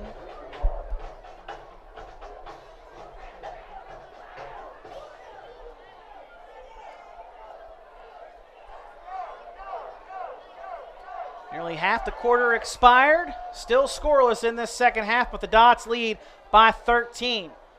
Bonnet met quickly again at the line of scrimmage. Ball helping make that stop, as well as Tolliver.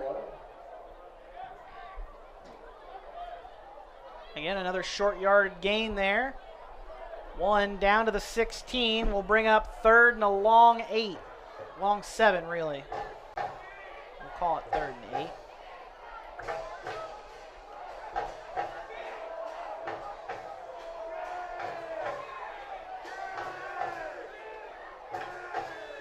Dotson 2 to the top. It's Aldridge and McClanahan. Snap comes back to Cook. Cook fires and looking for Mitchell Heinrichs. And Heinrichs was running a post route, and he was looking for him down the seams. Maybe took a post instead of a flag, or either way, what receiver wasn't where we expect him to be, and that usually doesn't end well. Fortunately, it just ended with a hit in the turf. Clock stopped, 5:48 to go, third quarter, and out will come Gavin Berry for the field goal try. That's a real field goal. That's about 34 yards, I think. That it would be a 34-yard try on 4th and 8. An official timeout here. Something wrong with Dylan Bradley's equipment, perhaps? Bradley is the long snapper.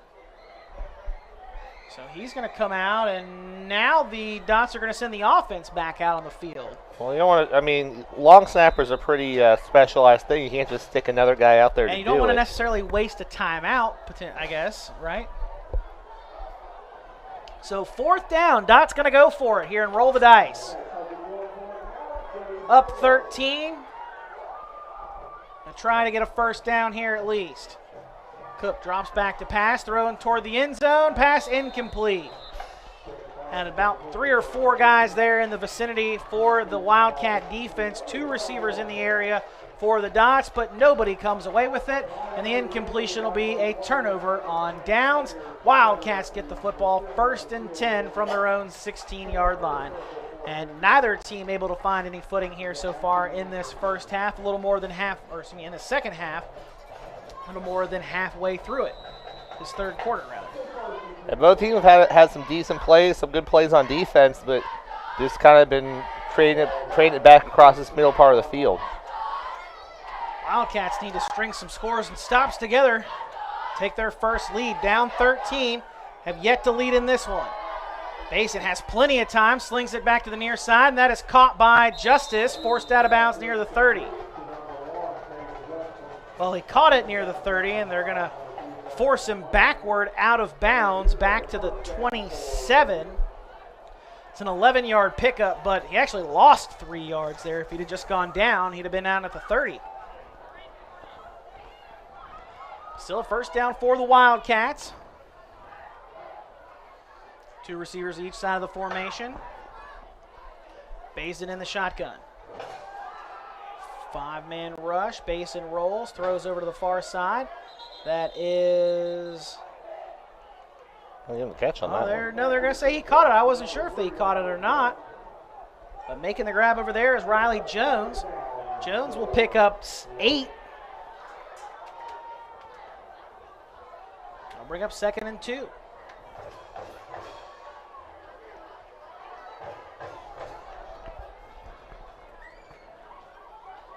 Basin takes a shotgun snap. Quarterback power coming to the left side.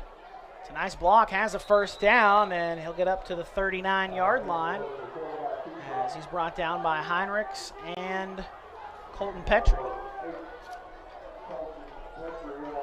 It is a first down run for Basin, though. Chains reset, 1st and 10 from the Wildcat 39-yard line.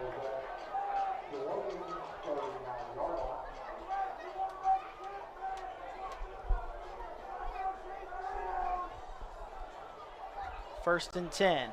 Basin in the shotgun with 2 receivers to each side. Pass thrown out into the flat. That is caught by Jones. Jones turns upfield after getting a block, and he is forced out of bounds near the 45-yard line. Force out at the 45. Pickup of 7 will bring up 2nd down and 3.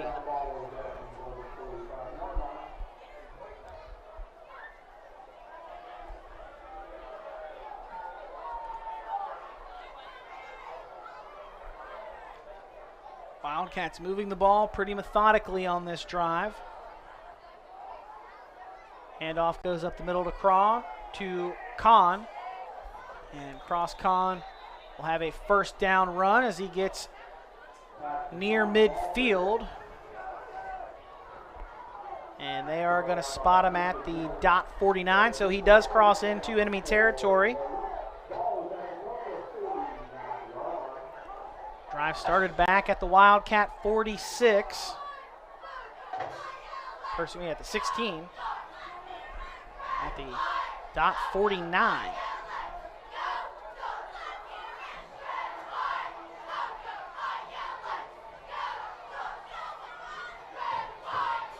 Snap comes back to Basin, has some time in the pocket. Now under some pressure, going to take off running up the near side.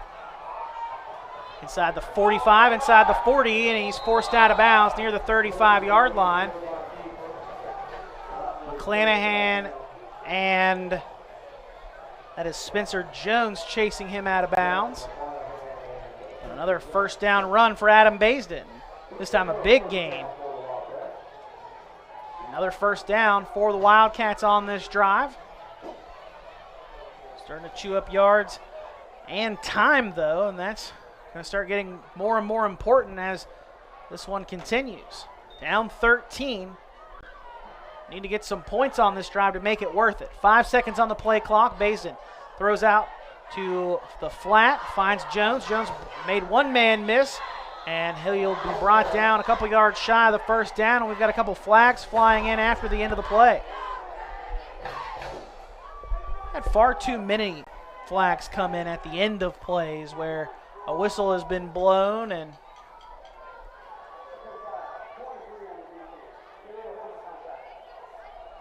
legal helmet contact, I believe, is what was said there by our referee.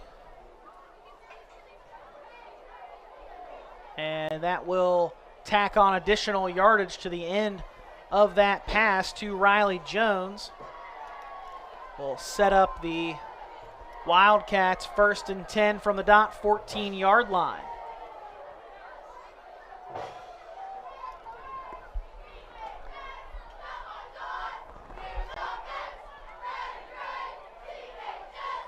.342 to go, third quarter. Wildcats trail by 13. Haven't scored since 5:09 to go in the first quarter. 13 unanswered points from the Dots since then.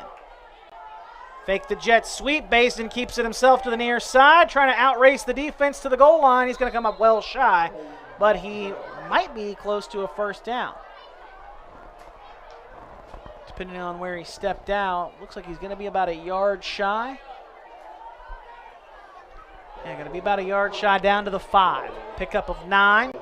Bring up second down. Basin's legs become more and more important as this game goes on. Now the team's top rusher with 8 carries for 59 yards. 2 receivers to the top of the formation. Pistol set for the Wildcats. Justice behind Kahn. Kahn the fullback. Handoff goes to Justice to the right side, bouncing it outside.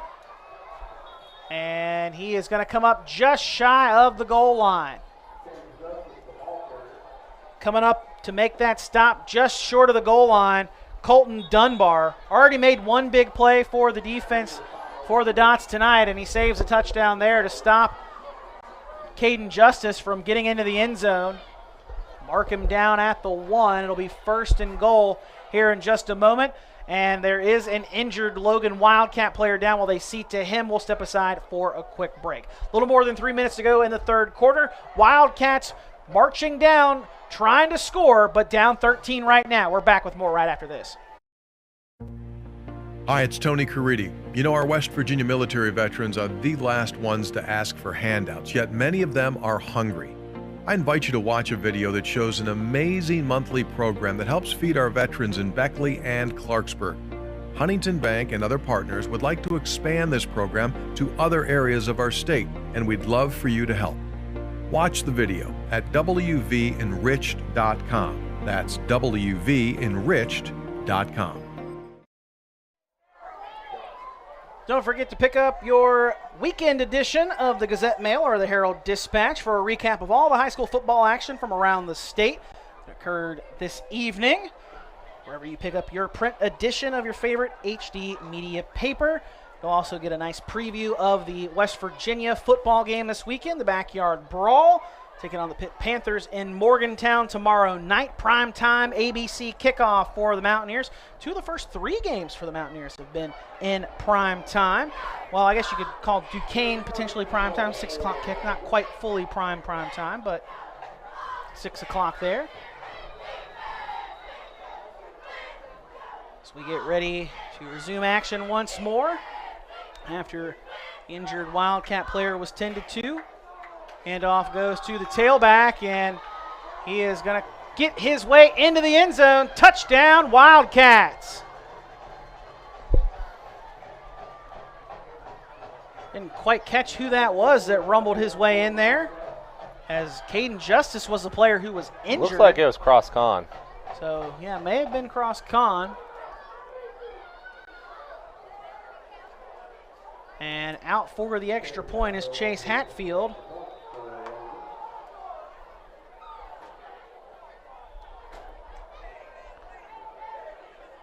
So Kahn gets in from 1 yard out.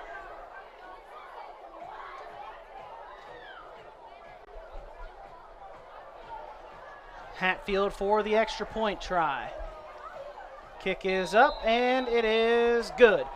20-14 your score now. Wildcats cut the deficit to just 6 with 3:05 to go in the third quarter. We'll step aside for a quick break and be back with more right after this here on High School Game Day. Hi, this is JJ Roberts from Huntington, and when I'm back home, you will find me at my local Parmar store. We had that thundering herd pride at your local Parmar stores. We are over 200 stores strong and growing. Download the Parmar app for even more savings and sign up for the Parmar Rewards Card. Whether it's food, gas, or groceries, we have you covered. We are Marshall, and we are Parmar stores. If there's not a Parmar store near you now, there will be soon.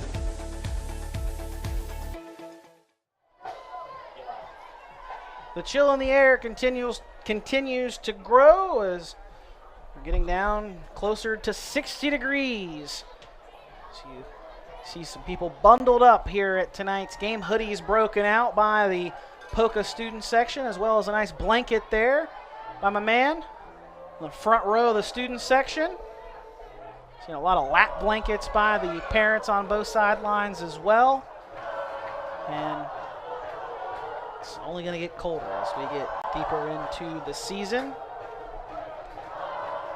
But we'll take this compared to, what was it, 90-some degrees opening weekend, Will? Mm-hmm. You know, much better temperatures and conditions for this one.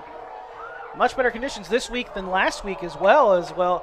Had a couple of rain delays across the Mountain State, mostly down in the southern part of the state with that storm moving through. Actually delayed games across the eastern seaboard all weekend long. Kickoff is bobbled for a moment, but then bringing it up on the return. A nice return here for the Dots, as bringing it up across the 45-yard line for the Poca Dots is number 26, Spencer Jones, the freshman, with a great return, will give the Dots the football close to midfield. 1st and 10 from their own 46 with just under 3 to go in the third quarter and a 6-point lead. Both teams trying to start a winning streak with a victory tonight. Each of them got their first win the last time out on the field. Logan coming off of a bye week last week, and then that 46-21 win against Sissonville. Trying to stretch it to the outside there on the far side is Preston Bonnet. Bonnet has a decent gain there on first down, picks up a handful of yards, and it'll set up 2nd and medium for the Dot offense. That is 24 carries for 129 yards, and as they protect this lead, probably going to keep seeing plenty more Preston Bonnet.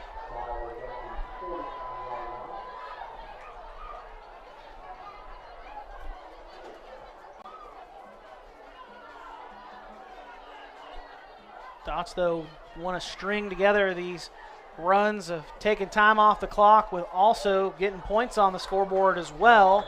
A delayed handoff goes to Bonnet. He'll get into Wildcat territory down to the 45-yard line and will be about a yard shy of the first down. Well, maybe a half yard, if anything. But they are going to check it really quickly just to make sure. Yes, they are officially going to check it. I thought he was just going to take the eye test down the line and say, yeah, we're good first down, or no, we're not. But he wants to be 100% certain. They're going to bring those chains in over from the far side. Be sure to look for your Building and Construction Trades Player of the Week on your HD Media social media channels. Last week it was George Washington quarterback Abe Fenwick. Who will it be on Monday? Well, stay tuned to find out on HD Media social networks. As they get ready to stretch the chain, it is a first down, Poca. So a fresh set of downs for the Dots as Cook runs back in to the huddle from the near sideline with the play call. And the Dots will break the huddle and come to the line of scrimmage with 2:17 to go in this third quarter, up by 6. Teams have been trading possessions all third quarter long. Neither team able to find the scoreboard until just a few moments ago when Logan was able to get on the board for the first time since the first quarter. Bonnet with a first down run inside the 35 down to the 34. 143 yards by my count so far. Excuse me, 146. Yeesh. This is matching his rushing yardage total from last week. 146 rushes and a touchdown. He did that on just 7 carries, though, so had to work for it a little bit more this week. But also had 101 receiving yards on just 2 catches, both of those going for scores. Handoff goes to Brad Jones, and Jones is met in the backfield back to the 35-yard line. He'll lose a yard on that carry. Had to give Preston Bonnet a break for at least a play there. Again, he's been running especially hard all night long. It's a kid that knows no quit. Going right back out there, too. Bonnet back in the backfield now as the Dots break the huddle. A little more than a minute. Should probably be under a minute by the time Poca takes a snap.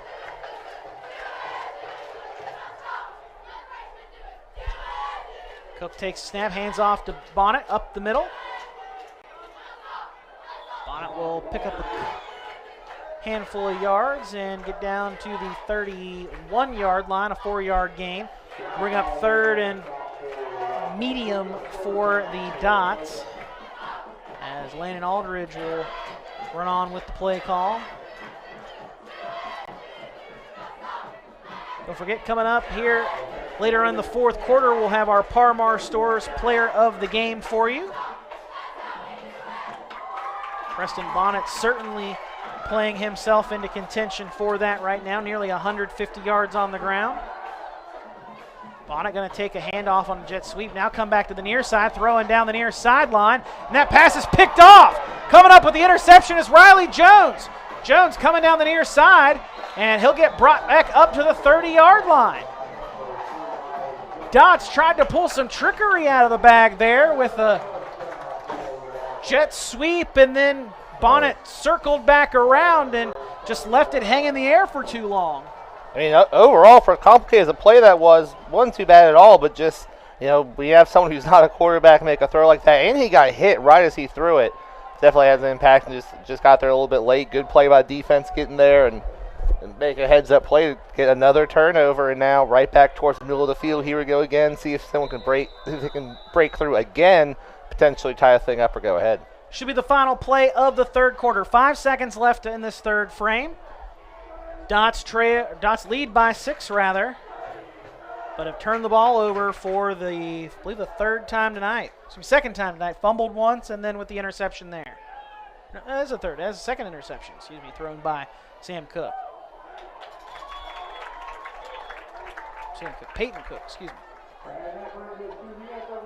And that short gain will expire the third quarter clock. We head to the fourth. Dots lead by just 6 here at home against the visiting Logan Wildcats. We'll step aside for a break and be back with the fourth quarter for you here on High School Game Day right after this.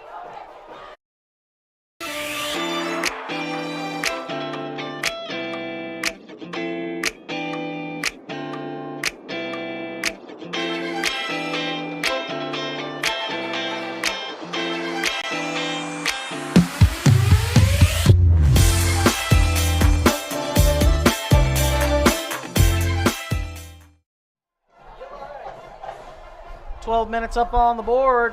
We head to the fourth. A great matchup in this Cardinal Conference game between the Logan Wildcats and the Poca Dots.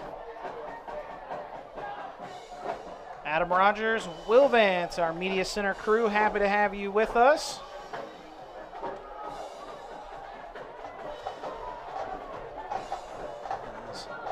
The Logan Wildcats bring their offense back out on the field. 2nd and 9 from the 31 upcoming after the second interception for the Wildcat defense.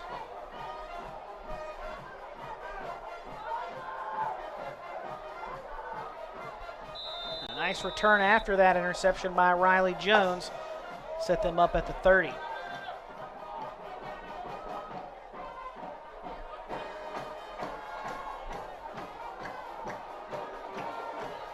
Confusion right now out on the field from the Wildcats coming out of the change in quarter.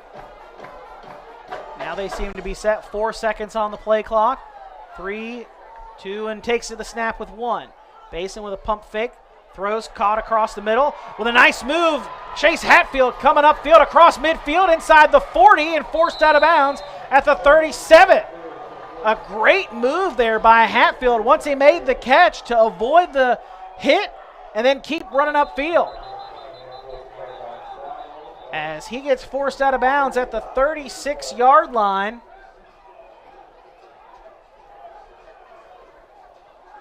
A 33-yard pickup, right, Will, by my math? As there is an injured Dot down on the field back between the 40 and 45-yard line. They will see to him as the teams will head to their respective sidelines to talk things over here. Just 10 seconds into this fourth quarter. Dot started the scoring off in this one nearly halfway through the first quarter.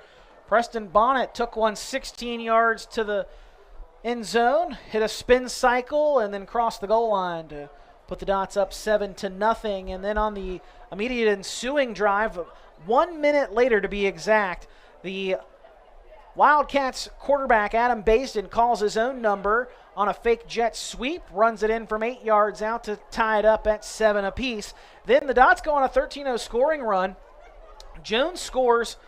Brad Jones, the sophomore tailback, scores from 12 yards out with a minute 39 to go in the first half, and you thought that potentially might be the end of the scoring for the half, or that the Wildcats might get a score on the board before the end of the half. Well, on the ensuing possession, Wildcats quarterback Baston is stripped of the football, and then Jacob Paul, the big man, rumbles his way to the end zone 22 yards out on a scoop and score, and the Dots go up 20-7. Field goal attempt on the PAT try was blocked, and then in the third quarter with 3:05 to go, Cross Khan plunges in from 1 yard out. PAT try is good, and that's how we stand at 20-14. Injured Dot player up off the field and over on the near sideline. The injured player there was Colton Dunbar, who had a big interception for the Dots earlier in this one. Hopefully he is all right and is able to return here momentarily. But 1st and 10 for the Wildcats from the Dots 36-yard line. Basin going to keep it himself, drops his shoulder, picks up some extra yardage after the initial contact was made by Jacob Paul. Paul will finally bring him down after Basin picks up 2 down to the 34.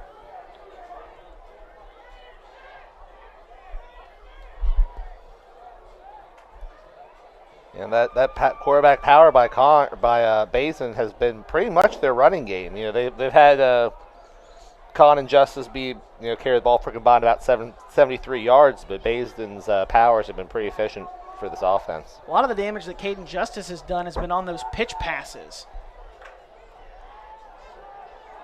Basin drops back to pass, has plenty of time to throw, now under some pressure, somehow escapes it. He's up inside the 30, and he steps out of bounds near the 25. Should have enough for the first down if they, and yes they do, they spot him at the 25, and that's just enough for a first down. Picked up an extra yard needed. As a team, Logan's already passed 150 yards rushing between Con's 20, Basden's 72, and Justice's 53. 1st and 10 from the 25 now for the Wildcats. 2 receivers to the top of the formation. That'll be Chase Hatfield and Riley Jones. On the near side, it's Caden Justice and Gage Green. Con in the backfield with Basden. Basden takes a snap, hands off to Con to the right side. Con going to be slung down by the top of his jersey, and he will have a short gain there. Pick up maybe 2 if he was lucky based on the spot. And they are going to give him 2 down to the 23.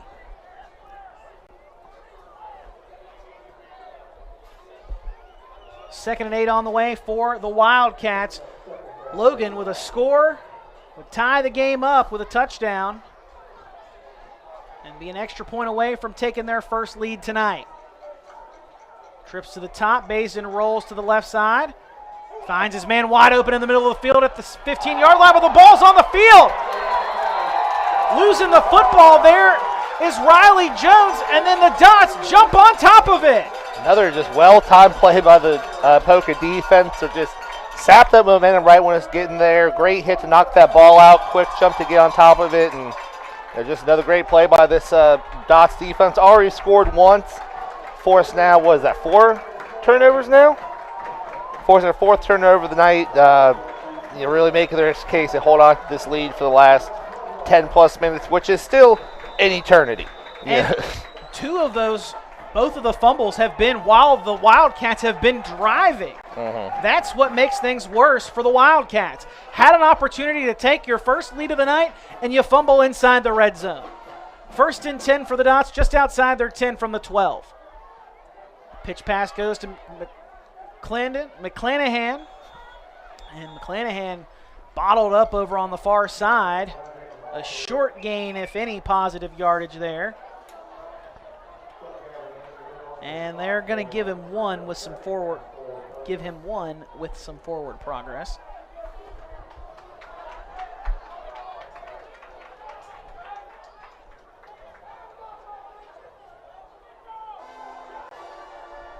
Dots making some substitutions. Last second, under 10 on the play clock. 2 receivers split out to each side of the formation. Cook in the shotgun, drops back to pass. Throws it, and it's incomplete, almost intercepted And Elijah Ranson upset with himself because he knows he had an interception right there, and he just flat out dropped it. Talk about a big-time pick if he could have held on to that one. I mean, every interception is big, but that right there would have given the Wildcats the football back inside the red zone. Oh, with the momentum he already had coming across the field, he may have been able to pick up some extra yardage. So, both teams have had some missed opportunities in this one, but that doesn't make it feel any better for that young man in the moment. So 3rd down now for the Dots after the incompletion, the almost interception. And now a timeout for Poca. Going to talk things over here on this 3rd and long with 9:20 to go in the 4th quarter. Dots lead by 6. We'll find out what they decide to do right after this here on High School Game Day on the RSN Sports Network, powered by HD Media and brought to you by Parmar Stores. Serving the area one truck at a time for over 60 years. Mullen Plumbing, Heating, and Cooling is in your neighborhood each and every day, working to keep your family cool and comfortable. With the dog days of summer ahead and fall right around the corner, it's time to schedule your home HVAC system tune-up and preventive maintenance. Right now, we're offering 0% financing on a new Rheem home system and includes a 10-year worry-free warranty. Remember, Mullen Plumbing, Heating, and Cooling. Call or visit us online today to schedule your appointment at mullenplumbing.com. Don't forget, tomorrow night, Mountaineers take on the Pitt Panthers in the Backyard Brawl. 7:30 kickoff. You can get all of the post-game analysis and commentary from Touchdown City Show. If you're a Mountaineer fan, check out touchdowncity.com for more details. 3rd and 8 on the way for the Poca Dots. A timeout just a few moments ago. Poca down to 2 in the final 9:20 of this contest. Wildcats still with all 3 of theirs. Cook, a screen pass out to Bonnet. Bonnet trying to turn upfield, but he's going to be caught from behind. Back at the 12. Great job sniffing that out there by the Wildcat defense. Braxton Wolford, the sophomore middle linebacker, read it the entire way and dropped him for a loss of 1 back at the line of scrimmage at the 12. That was Bonnet's 28th touch, but his first actual catch. Part of the game plan must have really centered around him on the ground game because, like you said, he had 2 catches for 2 touchdowns in their previous game. This one, first catch, comes here in the 4th quarter and does not go anywhere. Had 8 catches coming into the game on the first 3 games. So about a little more than 2 catches per contest coming into tonight. Just barely gets a punt off, and it's a great punt after it takes a Poca roll all the way down inside the 35, down to the 32. Great job of flipping the field there for the Poca Dots, especially after it was almost blocked. And now there's a flag on the field as well at the end of the play at the Poca 36-yard line. Gonna find out what the ruling on this one is. Oh, man, that just makes things worse for Logan. A block in the back on a punt where you didn't even have a return. Yeah, there's a little having right in front of us, kind of some guys kind of falling over each other a little bit, but yeah, back them up a little further, and task gets tougher for Logan.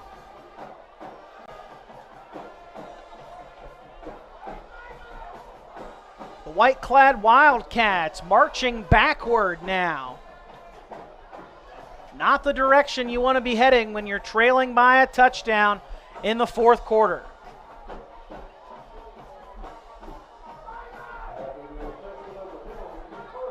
.8:25 to go. 4th quarter action.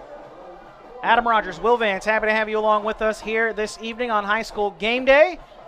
If you're watching this on your computer, you could be watching it on a much bigger screen, your 85-inch TV, a projector monitor, whatever you might be interested in watching it on. You can just download the HD Media Plus app and you'll get access to all of the video content and live streams for free. Pass is complete out over to the far side on 1st down. And hauling that in is Caden Justice, and he'll be forced out of bounds over on the far sideline.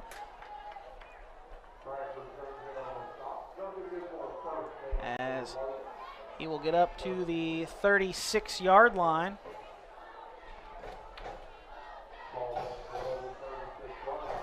First and 10 for the Wildcats. Ball's on the ground. Baston picks it up, though, and runs off with it over the left side. Scampers his way around a block on the outside edge and stepped out of bounds after gaining a healthy dosage on first down. Pickup of 4 will bring up 2nd and 6.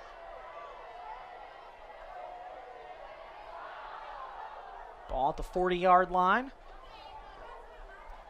And Wildcats haven't led all game. Had a chance to take the lead their last drive and then fumbled it away for the second time tonight. 3rd turnover of the game. Basin keeps it himself, going to bounce it to the outside, trying to stretch the play. But the Dot defense does a fantastic job of stretching it out with him. It was Ethan Estep helping make the stop, as well as Mitchell Heinrichs and Brad Jones in the stop as well. 3rd down on the way, 6 to go for the Wildcats. Especially with that effort, the defense was also able to make sure the clock kept rolling by not letting him get to the sideline. 3rd and 6 on the way. 2 receivers to each side of the formation. To the near side, it's Green and Jones. Top is Hatfield and Justice. Basin going to keep it himself to the outside on the left side of the formation. Trying to pick up the first down, but he's going to come up a couple yards shy. And he got slung down to the ground there by the Dots free safety, Jack McClanahan. Looks like they're going to spot him a yard shy at the 45. Well, actually, no, they moved back to the 44, 2 yards shy. 4th and 2 on the way for the Wildcats. Under 7 to go. Logan keeping the offense out on the field. 4th and 2. I'd imagine a hard snap counts on the way. There it is. No movement up front from the Dots in gray. And now a timeout requested by Logan. They're going to talk things over here. 6:39 to go, 4th quarter. Dots lead by a touchdown. We're back with more right after this. No plan? No problem. Just wing it, and we'll do the rest. Plump and juicy? You got it. Fried to perfection? Always. Sauced and tossed, or naked if you prefer. It's always your choice at Geno's. Whether it's a 6 or 10 piece of our famous original wings, or our tasty traditional wings, or a 10-ounce portion of our tender boneless wings, we'll leave your mouth watering for more. We promise we won't wing it, but you should. Geno's Pizza and Spaghetti House. Just wing it. Wildcats requesting the timeout a moment ago. Both teams now with 2 remaining in the final 6:39 of this one. And the turnover battle has played a huge part in this one, Will. Multiple turnovers by both teams. 4 for the Dots now, 3 for the Wildcats. And most of those have been while the team has been driving and then turns the ball over either in the red zone or close to the red zone. It's been a huge difference in this one so far. Yeah, it's been tough for either team to really build up too terribly much momentum because it's just been swinging around with the ball being ending up on the turf so often. Now we have a timeout by the opposite side. Yeah, timeout by the Dots, so they will have 1 timeout left. The Wildcats will have 2. Don't forget you can read all about high school football action from across the state in the weekend edition of the Gazette-Mail or Herald Dispatch, wherever you pick up your print editions of your favorite HD media paper. We'll be back with more right after this here on High School Game Day.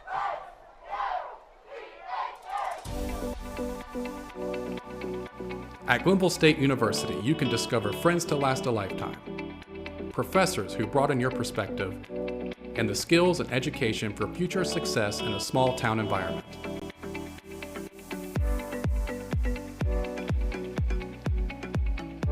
At Glenville State University, you can become a pioneer.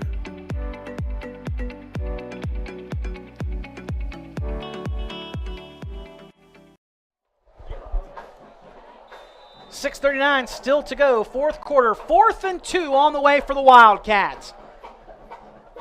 Power backfield for Logan. Pistol set, handoff goes to Justice. Justice upended. Depending on where they spot him, he should have enough for the first down. I think he got a yard or 2 past it. And yes, it is. First down for the Wildcats on 4th and 2. Get up to the 47. Needed the 46, so a pickup of 3. Needed 2 to move the sticks.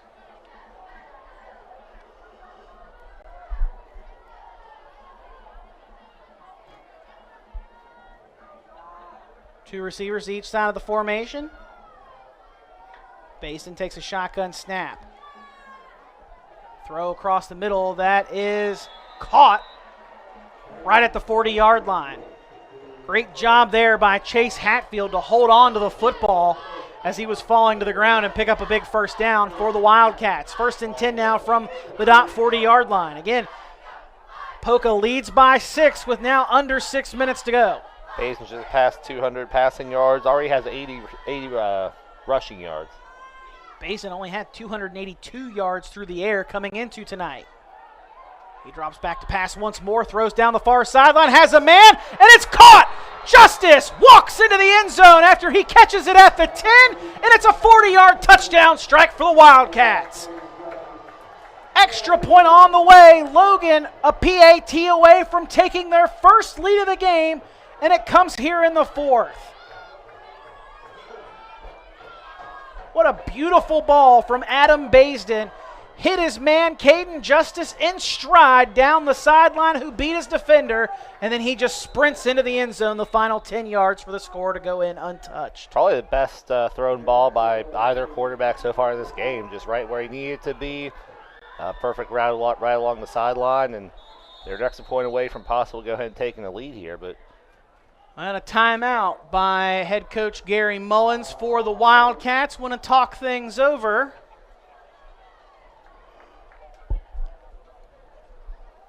(20-20) our score.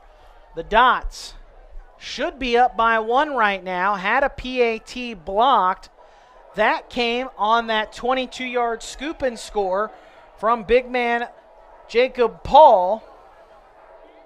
Put the Dots up 20-7. Again, that PAT try was blocked.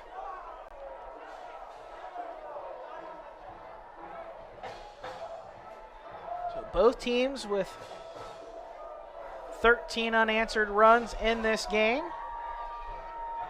Logan trying to make that 14 right now, though, and that would give them the lead for the first time tonight. Chase Hatfield comes out for the PAT try.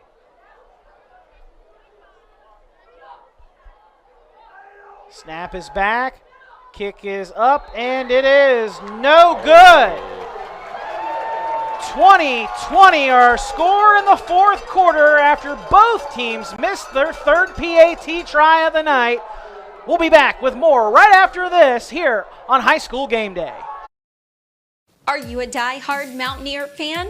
Then you need to check out the award-winning Touchdown City Show. Tune in as Anthony Lewis, Derek Bailey, Michael Sussman, and WVU legend Avon Coburn break down every thrilling play, every heart-pounding moment, and every victory that leaves you on the edge of your seat. Whether you bleed gold and blue or love great football discussions, the Touchdown City Show has you covered. Find the Touchdown City Show on your local radio station or visit touchdowncity.com for a list of radio affiliates and links to your favorite podcast platform. For the best coverage and all things Mountaineer football, check out the Touchdown City Show.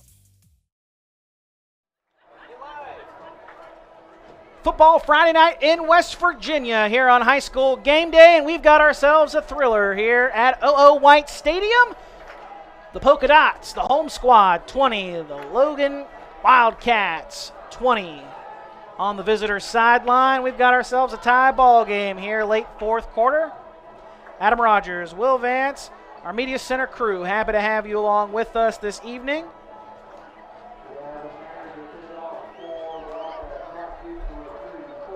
As the Wildcats hit the first touchdown pass of the game, Baisden finds Caden Justice 40 yards on a frozen rope down the far sideline, dropped it perfectly into Justice's breadbasket, and he sprinted the rest of the way into the end zone tie the game up at 20 apiece. The PAT try was no good, just wide left. So that's how we sit at 20 apiece.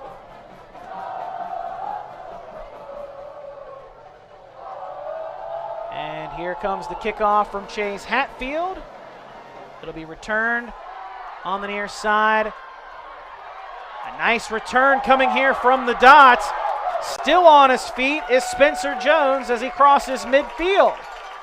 Now Poca's got to do something with this positive field position. You can't start off in enemy territory and end up a drive with no points. And they also don't really have to try to push things. You got 5:30, plenty of time. They've had much more success on the ground. You have time to go ahead and run. You have one timeout if you really need it. I wouldn't try to panic here. Wouldn't try to get it all at once. Just rely on Bonnet, who's gotten you this far, and just try to work it down there with the time you've got. 5.5 to go in the fourth quarter. Both teams with a timeout each. Bonnet gets the carry on 1st and 10. Has a first down run. Still on his feet as he shoulders a defender down. Mowing down the defense, and he makes his way down to the 35. Another double-digit run there for Preston Bonnet. 163 yards so far for a kid. Again, he's listed on the roster as 165 pounds, and we know they kind of lie on those things a lot of times. So I'm just impressed that this kid's just pushed through the middle, not afraid of contact whatsoever. It's the legs that keep on churning as they keep moving here on the first down carry. He's got a nice gain again. Sets his team up 2nd and short after a 7-yard pickup. Down to the 28.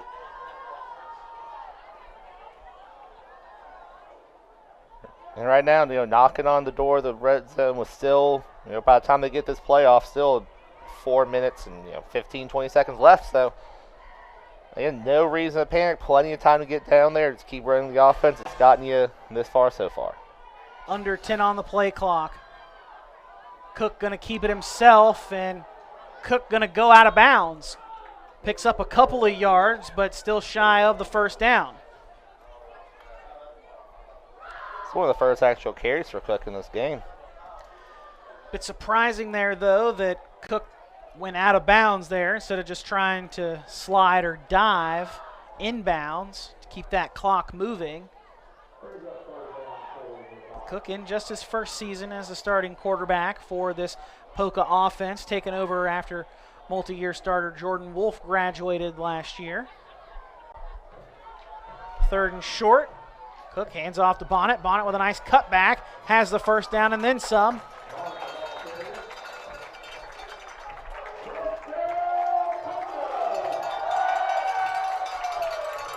Chains move. It's 1st and 10 from the 23. 175 yards now on the ground.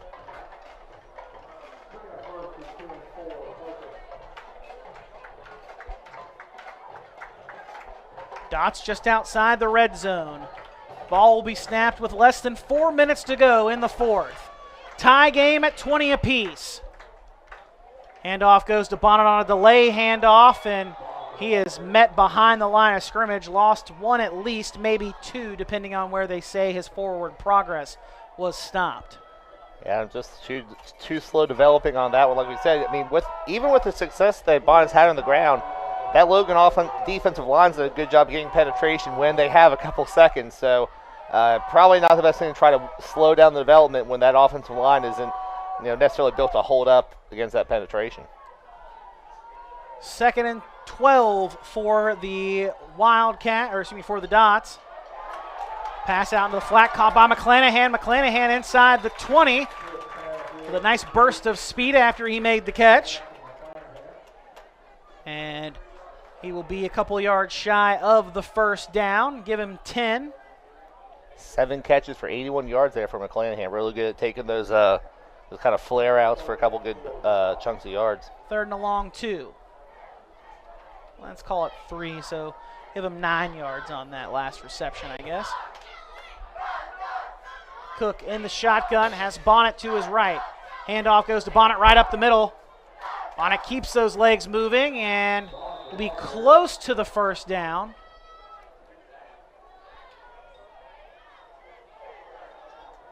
signaling fourth right now. Looks like he is going to be about a yard shy. Give him 2. So 4th and 1 for the Dots. Tie game with a little more than 2 minutes to go, fourth quarter. The Dots have quickly sucked up all the momentum after that long return on the kickoff by Spencer Jones. Handoff goes to Bonnet. Bonnet cuts back to the left, breaks through one tackle, and he's brought down just a few yards shy of the goal line. A first down run for Preston Bonnet.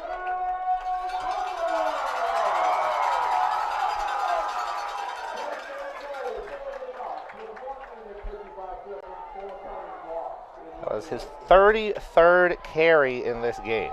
13-yard pickup on carry 33, and it's first and goal from the 1 for the Dots. Tie game.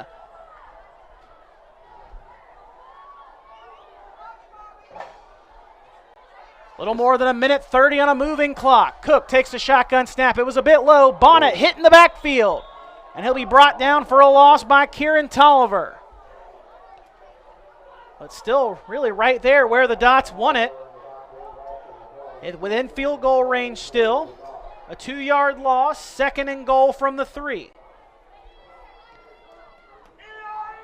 There's already been one missed field goal in this game. Both ties have missed an extra point, so the extra field goal definitely an option. Probably what you got to do if it comes to that, but far from a sure thing.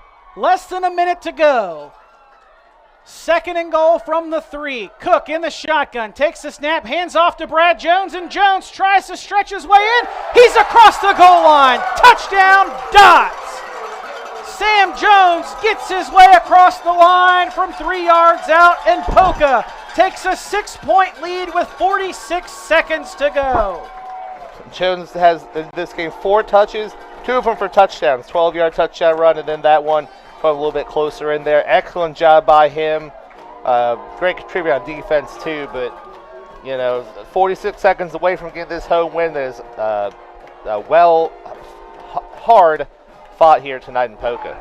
But again, 46 seconds left pending this, and we do have a team in Logan that can score quickly like they did on their last one. Gavin Berry out for the PAT try. Snap is bad. Ball on the grass, and Berry picks it up and is brought down to the ground. PAT is no good. Dots lead by 6. 26-20 with 46 seconds to go. We're back for the final 46 right after this.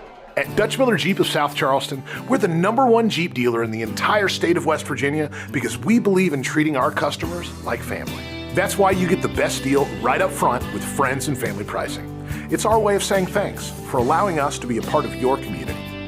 It's Jeep season at Dutch Miller Jeep of South Charleston, and for a limited time, get up to 10% off MSRP on any brand new 2023 Compass. Text or chat now and even get pre-approved at DutchMillerJeep.com. Getting ready to get to our Parmar Stores Player of the Game, but we won't get to it just yet. Still 46 seconds to decide this one in a 6-point ball game in this Cardinal Conference matchup between the Logan Wildcats and the Poca Dots. Poca has missed 2 PAT tries tonight. The Wildcats have missed 1.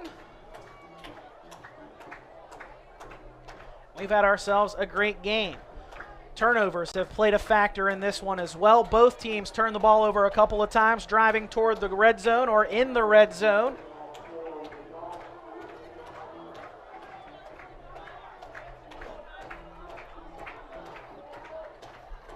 Also, penalties have been a story in this one as well. It's been the timing of those penalties and the sheer penalty type as well. And also kick returns have been a big thing. Let's see if it comes up again here.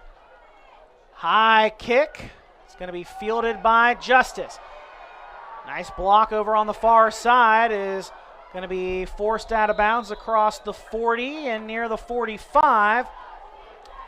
That will stop the clock with 39 seconds left. A timeout and 39 seconds for the Wildcats. Down by 6, trying to steal one on the road from the Dots. Both teams looking to start a win streak. Logan 1-1 on the year, coming off a bye week last week. The Dots 1-2 on the season. A win for the Dots would equal their win total from all of last year. Dot defense trying to hang on here, up 6. Basin in the shotgun, drops back to pass, has some time, throws down the middle of the field. Receiver falls down, the pass is incomplete, looking for what would have been Caden Justice, but there is a flag down, and I believe that's going to be defensive pass interference. Yeah, I mean, in that area pretty much has to be. He went down and came up looking for the flag. Yeah, they're going to get Preston Bonnet on that pass interference call.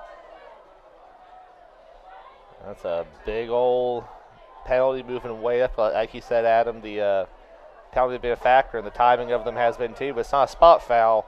So not as bad as it could be if it was college or something. Yeah, just 15 yards from the line of scrimmage. So 1st and 10 now from the Dot 42-yard line.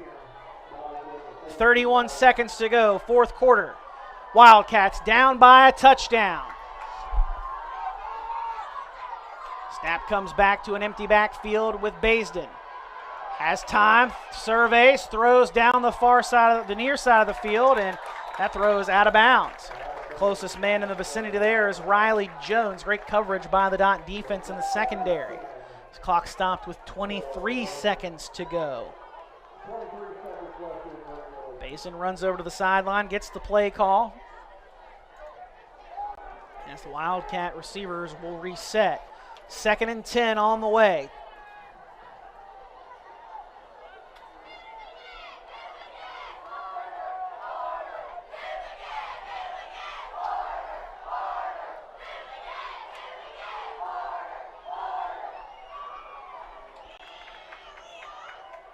Second down on the way. Basin takes a snap in the empty backfield. Fires one deep down the near side. Pass is tipped, and it's almost caught. Oh, that was so close. Riley Jones had a chance to catch it off of the deflection. Gage Green was the first intended man, and he couldn't haul it in. And Riley Jones coming Riley up a little Jones had slow. snapped his head around just a little faster. I think he may have had a chance out of May this have had falling. a second chance at it. A second chance, that is. Third Incompletion brings up 3rd down. The Dot Army trying to fire up the players on the near side. Now, if it was me, I'm looking for something over the middle and call that timeout. You have time for 2 plays here. 3rd and 10. Snap comes back to Baisden. Has all the time he needs. Pumps once, lets it go. Down near the end zone. Passes up, and it's incomplete.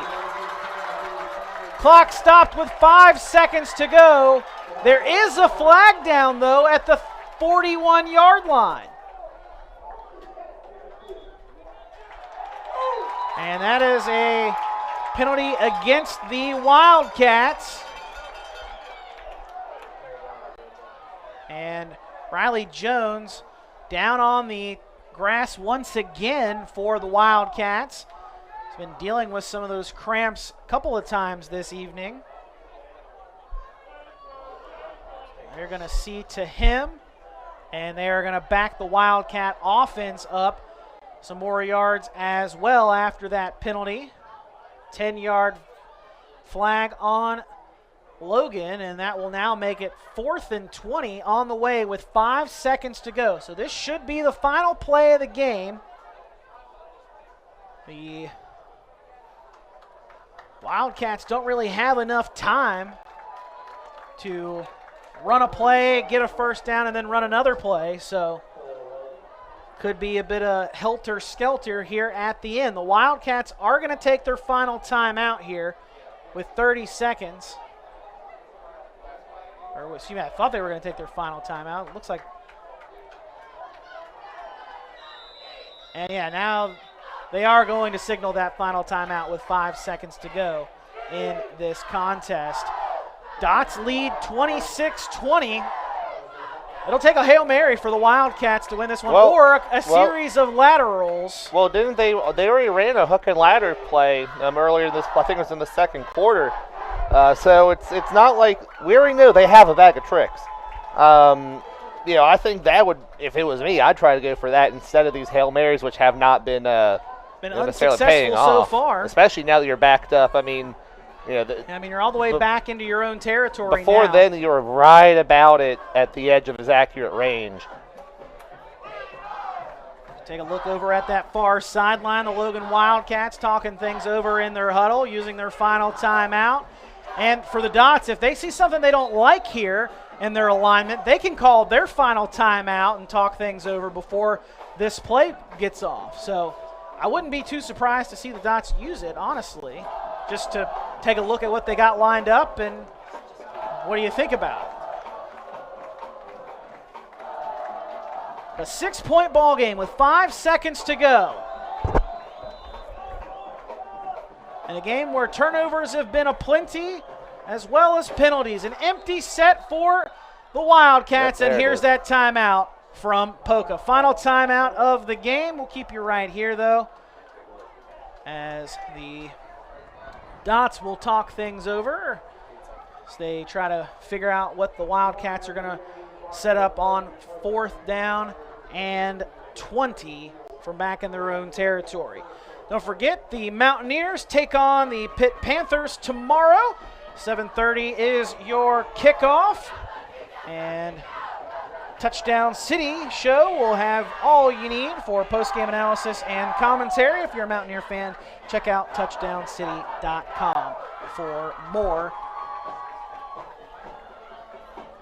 Don't forget, next week we've got a great slate of games for you as well here on High School Game Day. We'll have South Charleston's trip to George Washington, as Herbert Hoover will travel to Sissonville, about a 20-minute drive between those two schools. Scott will travel to Chapmanville. You can catch all of those here on HD Plus, or visit Gazette Mail or Herald Dispatch websites for links to those games. 4th and 20 on the way. Empty set for the Wildcats. 3 receivers to the near side. That's the wide side of the field. Baisden drops back to pass under some pressure. Heaves it down the field. This will be the final play. Pass is incomplete, and the Dots hang on for the win by 6. 26-20. Poca with the win over Logan. And the Dots move to 2-2 on the year with back-to-back victories. Again, the Dots 26-20 with the win over the Wildcats in our Week 4 Cardinal Conference matchup here at White Stadium. Well, let's get your Parmar Stores player of the game, and I got a feeling you're leaning with the man who touched the ball more times than just about anybody on the field combined for either side. 34 carries today for Bonnet, 34 for 187 yards. Only the 1 touchdown, though. Jones was a bit of a touchdown sniper there in this one, having 2 carries for 3 carries for 2 touchdowns. But you know, Bonnet was everything for this offense. It's a really hard-nosed running. Did a great job of finding every bit of extra space he had to get an extra yard or 2. Just a great effort, and no way this team could have accomplished this without him. Carrying the ball just extremely hard. 34 for 187. A little bit under a 5-yard per carry average. Just great job there by Preston Bonnet. Bonnet put the team on his back tonight, and that is why he is your Parmar Stores player of the game, as the Dots win a thriller 26-20. That will do it for us here at White Stadium. Will and I will be at George Washington next week for the Black Eagles and the Patriots. Always a great rivalry matchup when those two teams play. Regardless of how good either team is, it's always a good game. And the result on the scoreboard doesn't matter either. It's always a great, hard-fought game from both sides. South Charleston dealing with a little bit of issues with player numbers and transfers, but still, I'm excited to see what the Black Eagles are able to do next week when we're there on the hill.